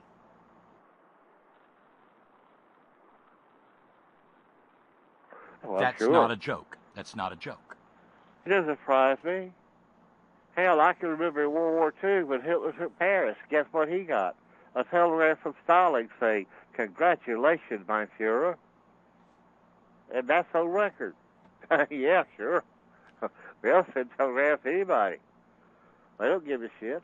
I didn't know we still had telegrams. Then? No, now. Oh. I mean, I'm sorry. Run that by me again, sir. I didn't know we still had telegrams in this day and age. But Vladimir Putin sent a telegram to Donald Trump, and was among the first to wish him happy birthday today. Maybe it was a telex, whatever. I don't know. No, it was reported as telegram. Well, maybe a little boy just came knocking on the White House door and said, "For you." Candygram for Donald Trump. Candy for Mongo, boom. Your mind went to the same place mine did, Jim. It often does, more than you realize, Bob. It often does more than you realize. That's the reason I've been listening to you through good times and Sturm and Drang. That's the reason normally, if I'm able to tune in, because it's always refreshing. I don't always agree with you about a lot of things, but I like to hear somebody who's not a fool explain to me things that I need to know and things that I should remember, but I have forgotten. You know what? I'm going to carve. I'm going to carve that comment out and take the recording up to Agnes and say, here's somebody saying I'm not a fool. And I'll play it. Well, And she'll look at me and go, I sent Agnes a telegram about when you were sick. but I don't know if she told you, but it did. Yeah, I'll play it for her, and she'll go, fool. Not about you, about me. Yeah. No, I'm kidding. I'm kidding. I'm kidding. I mean, you're a person who is very, very well informed about what he's talking about, and you've done a lot of research. I mean, this is your métier, radio and research, and drawing logical conclusions. And that's one thing that's kept this program alive, because people realize that. And the people who don't like you, oh my God, they hate you. I mean, because they realize that you're digging right at their Achilles heel. I really do. That's the way I've always felt. And I appreciate what you said, and a lot of things, and enjoyed a lot of stuff, and a lot of people, like your friend in Atlanta, Mr. Bob. He always sounds like such a very nice person, and the gentleman in New York, I can't remember his name, who is I think he must be an attorney. Yeah, Steve. Yeah. Yeah, he always has a lot of good things to say, as many as do your own people. And when you get on the phone with Tracy, and she tells it like it is, having grown up where she did, and the things that she's experienced, and like Clarity, some people who are going through a lot of serious changes in their life, and they're dealing with the conflicts and the obstruction there is. It's almost heroic, really. Well, that's my humble opinion. I'm fortunate. Well, so are they, because you give them a platform upon which to speak. And it's entertaining. Sometimes it does. In order to explain these things, you just can't do it in 5 minutes. You have to take time, and you have to get all supporting stuff, because I'm sure you're not going to go on the air. You never are on the air physically impaired, nor have you been, educationally impaired, to my knowledge. And that's the two very important things. If you're going to speak, be sober and be well-read and know what the hell you're talking about, and I think that's where you come into. Well, I appreciate it, Jim. I sincerely do. I really, really do. And I hope the guys I've mentioned are, listening. And I know a lot of them don't care for me. Some of the stuff I say, they say I'm stuck on Adolf Hitler and all this kind of stuff. No. Just let that all go. And so I know. But, that is my métier. That's just my period of history. And I see so much coalesce to reform again today. And I've been mentioning this for a long time. And, that's the reason I sort of get off onto that sometimes, whenever I can see some type of connection. Well, thank you, Jim. Because history is about connection. It's about a series of connections. And, sometimes those connections, they never really break. They're always there in the background. And we talked about a lot of stuff that's happened in history that's repeating itself now. And that's where I come from. Well, listen, I've taken up enough of your time, and I know you're probably kind of winged and tired, but I do appreciate you taking my call. And all my regards to those folks on the Horn who will at least listen to what I have to say. Well, everybody just did. Although Asa just said, no, Jim, I tune in for Bob's good looks, not his analysis. Well, I can't see you, buddy. I mean, to me, it's most times. You don't want to. You don't want to. I mean, it's 82 degrees in the studio with the air conditioner going as hard as it'll go. It's naked radio. It's naked radio. It's naked radio. I'm telling you. Yeah, there you go. Well, you got to do what you have to do. You can't sit there and faint. Exactly. You take care, Jim. I mean, you should have. I don't know. You should have two people in there, these big feather fans fanning you. I don't know. Let me shut up. Jim, you have yourself a good evening. Night, sir. Bye now. Bye. Our buddy Jim calling from not too terribly far from here. And meanwhile, down to old tennis stand. Is that you, Charlie? Yeah, Bob, how's it going? I'm here. Well, I might have a phone interview here shortly. I don't know if I can. I'm not exactly re-employed yet, so.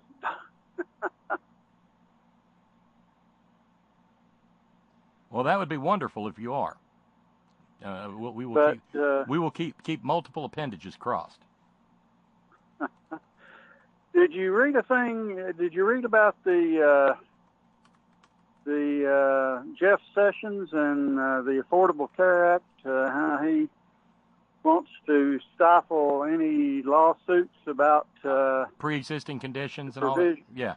Yeah, I did. Yeah, that's, if you're elderly and you lose your job, then it's going to make it more expensive for your employer to buy you insurance, because now insurance companies are released from age discrimination. They can do that freely.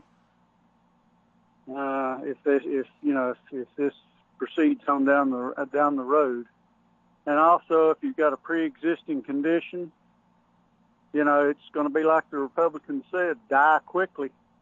Yep, not going to be pretty. And I didn't know whether you had run across that or not. Oh yeah.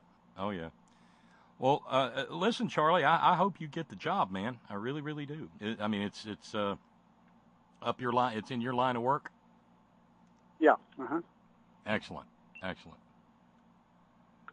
So yeah, I've talked to a couple of attorneys about age discrimination, and basically what a company has to do is have multiple layoffs of people that are all over a certain age before you can even prove age discrimination. So if a company wants to discriminate because of age, all they got to do is round up all the people they want to get rid of that are older and get rid of them, and then put one in the mix that's pretty young, and that releases them from liability.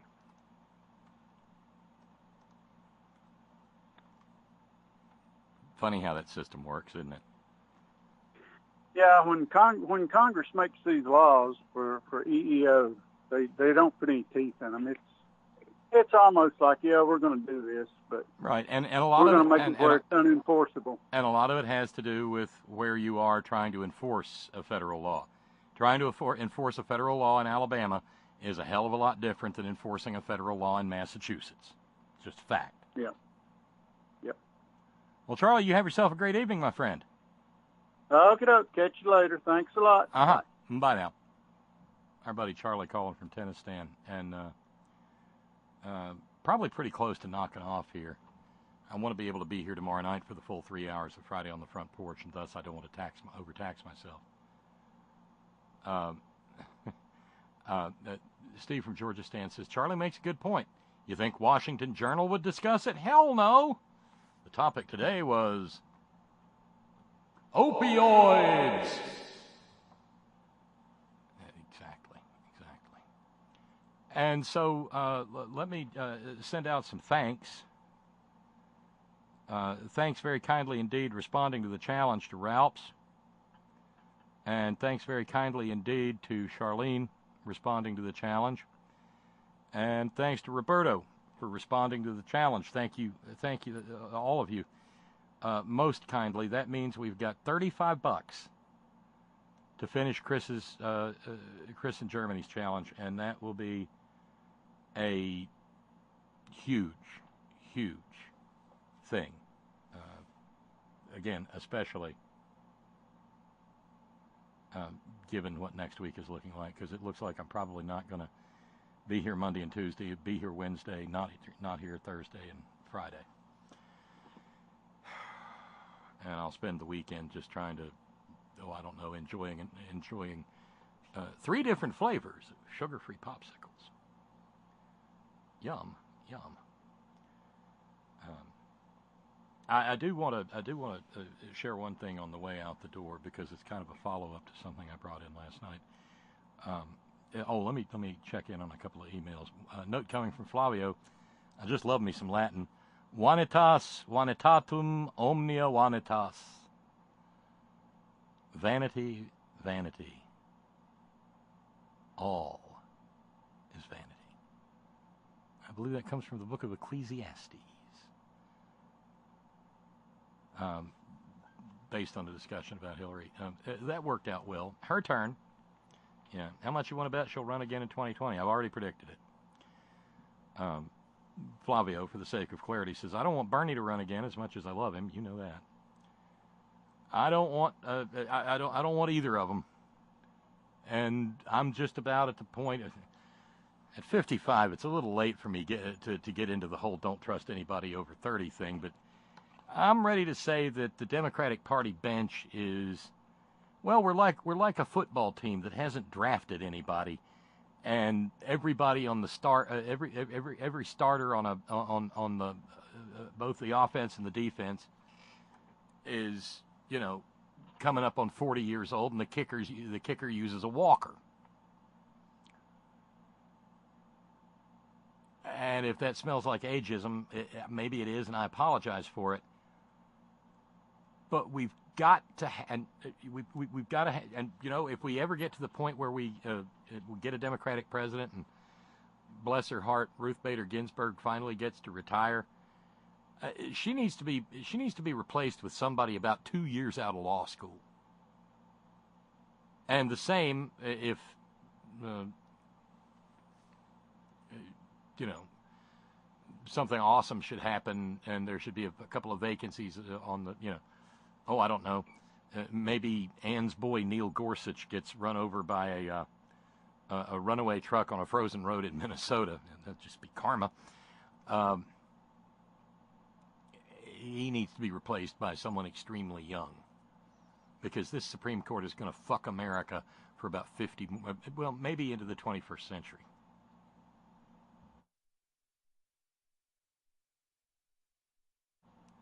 I want some young talent in the presidential contest. Terrace says racist grandpa is president because Russia, Julian Assange, and the Trump mafia leveraged Bernie-crats to split the Democratic Party. I think there's an element of that. I think, well, I mean, it wasn't Russians back in 2000 when the Republican National Committee was openly funding the Greens in Ralph Nader's candidacy. Saw how that worked out.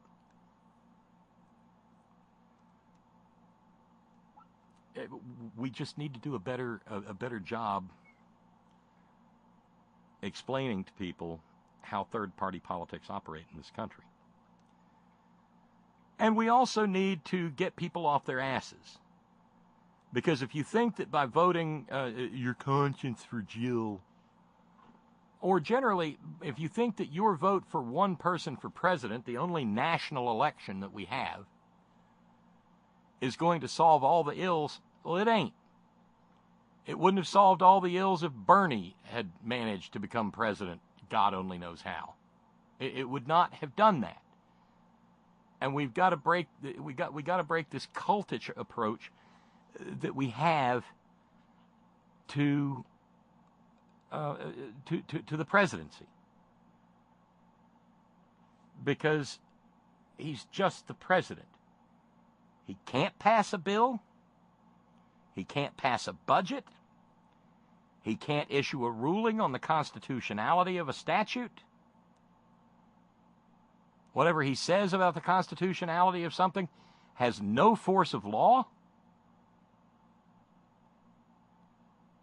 And in the proper operation of the Constitution, he can't even declare a war. And yet we have turned him into a godhead.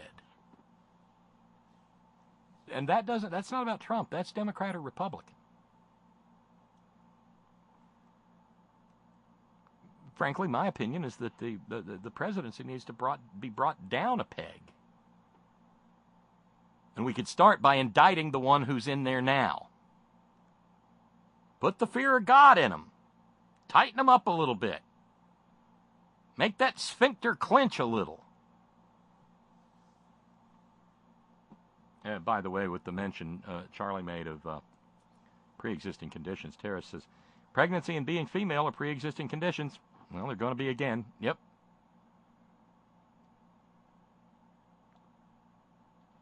So, like I said, just to follow up on a story from last night, and apparently I pissed. I wasn't quite sure what he meant. I pissed James in Illinois off talking about Bob Mulholland. But I'm sorry.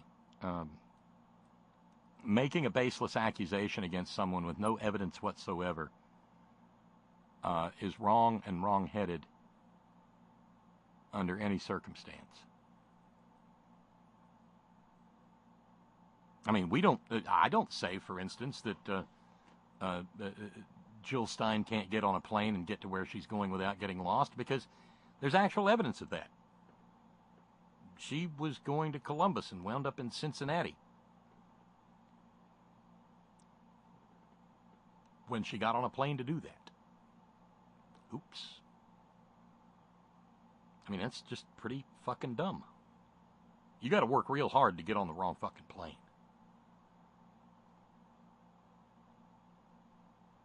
Is this the plane to Columbus? No, ma'am, this is the plane to Cincinnati. Wonderful. Anybody had any vaccines? Is there any Wi-Fi on board? Well, yes, ma'am.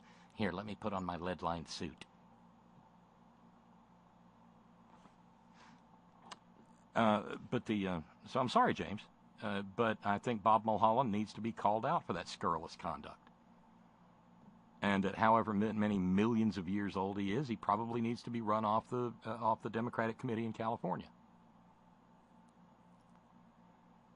Jesus, how are you ever going to build a bench if the octogenarians hang on to power until they let loose of it by operation of natural process? Make a little room, buddy. Not you, James. Them.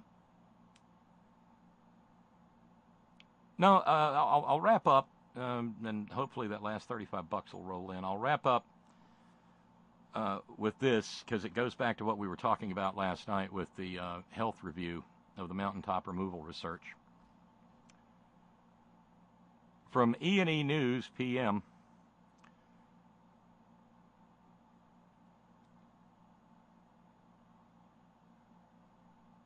Headline, Dems demand answers on scrapped mining health study. It's by Dylan Brown over at E&E News. 7 Senate Democrats and an independent are demanding the Interior Department fully explain why it killed a study examining human health impacts from mountaintop removal coal mining. The story is dated today. The lawmakers sent Interior Secretary Ryan Shrinky Zinke a list of questions. They came the day after an Inspector General report poked holes in the official rationale for axing a National Academies of Science, Engineering, and Medicine review of the controversial practice.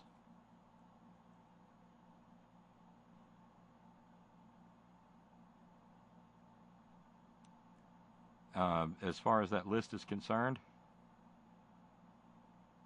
it's there are 5 questions. The August 18, 2017 letter from OSMRI to NASAM cites an agency-wide review of its grants and cooperative agreements in excess of $100,000, largely as a result of changing budget situation, as the reason for halting the mountaintop removal project. Did OSMRI halt any other projects for this reason? If so, please identify them. If not, why not? Oh, Shrinky Zinke is not going to be happy. 2. According to the DOI Office of Inspector General report in response to Representative Grijalva's October 27, 2017 letter, which went out just shortly after the grassroots activists started raising hell about it. $548,443 in funding for the NASAM project went unaccounted for. Please provide a full line-by-line accounting for this taxpayer money. Oops. 3. Did either NASAM or OSMRI prepare a summary or interim report for the mountaintop removal mining project? If so, please provide a copy.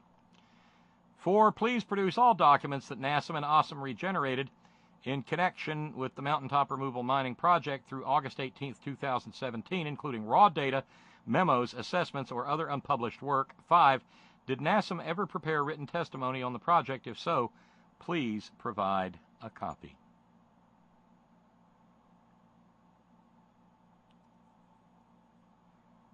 You might be wondering who those 7 Democratic senators and 1 independent are.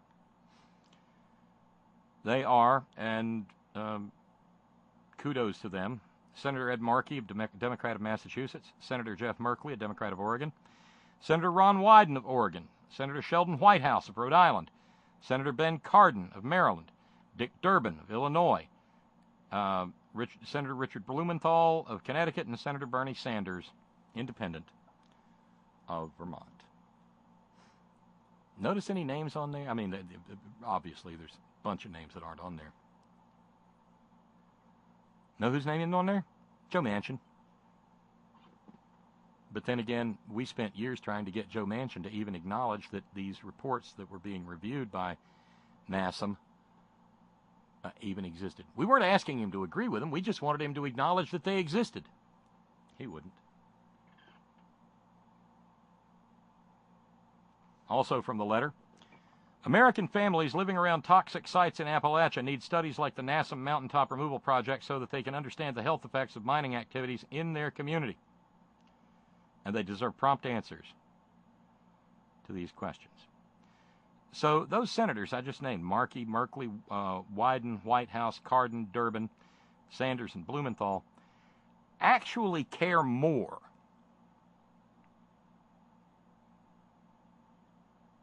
about Americans living in Appalachia than the Democratic senators who represent the states where it is taking place. That would be Joe Manchin, Tim Kaine, Terry McAuliffe, and that's it. How about that?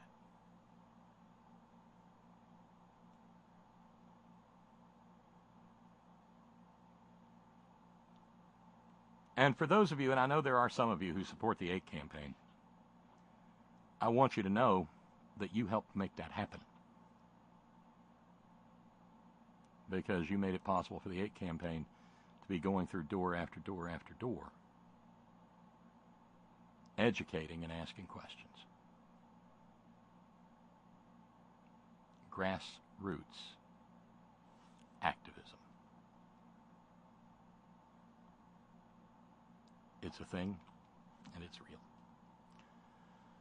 So I'm going to knock off now. Again, tomorrow's Friday on the Front Porch. I hope to be back again, and I hope we will have the full complement of 3 hours. If we can get that last $35 in on Chris's challenge, then we'll only have $275 to raise tomorrow, which will be a huge weight off of my mind. So hopefully somebody will kick in the last $35, and then we'll see what we can do about the $275 tomorrow. Thanks to our all-volunteer staff. Thank you very kindly to Sparky and Steve from Georgia Stan in the chat room. Thank you to our news ninjas. Thank you very kindly, Brother Deacon Asa, headon.live. Thank you, John Fox in Australia. Thank you, Ben Birch, whiterosesociety.org. Thank you to the hardest working, bravest people I know, and you support them, some of you do. The men and women at Coal River Mountain Watch, crmw.net. And always, always, always, Gina, it's all for you. Later, y'all.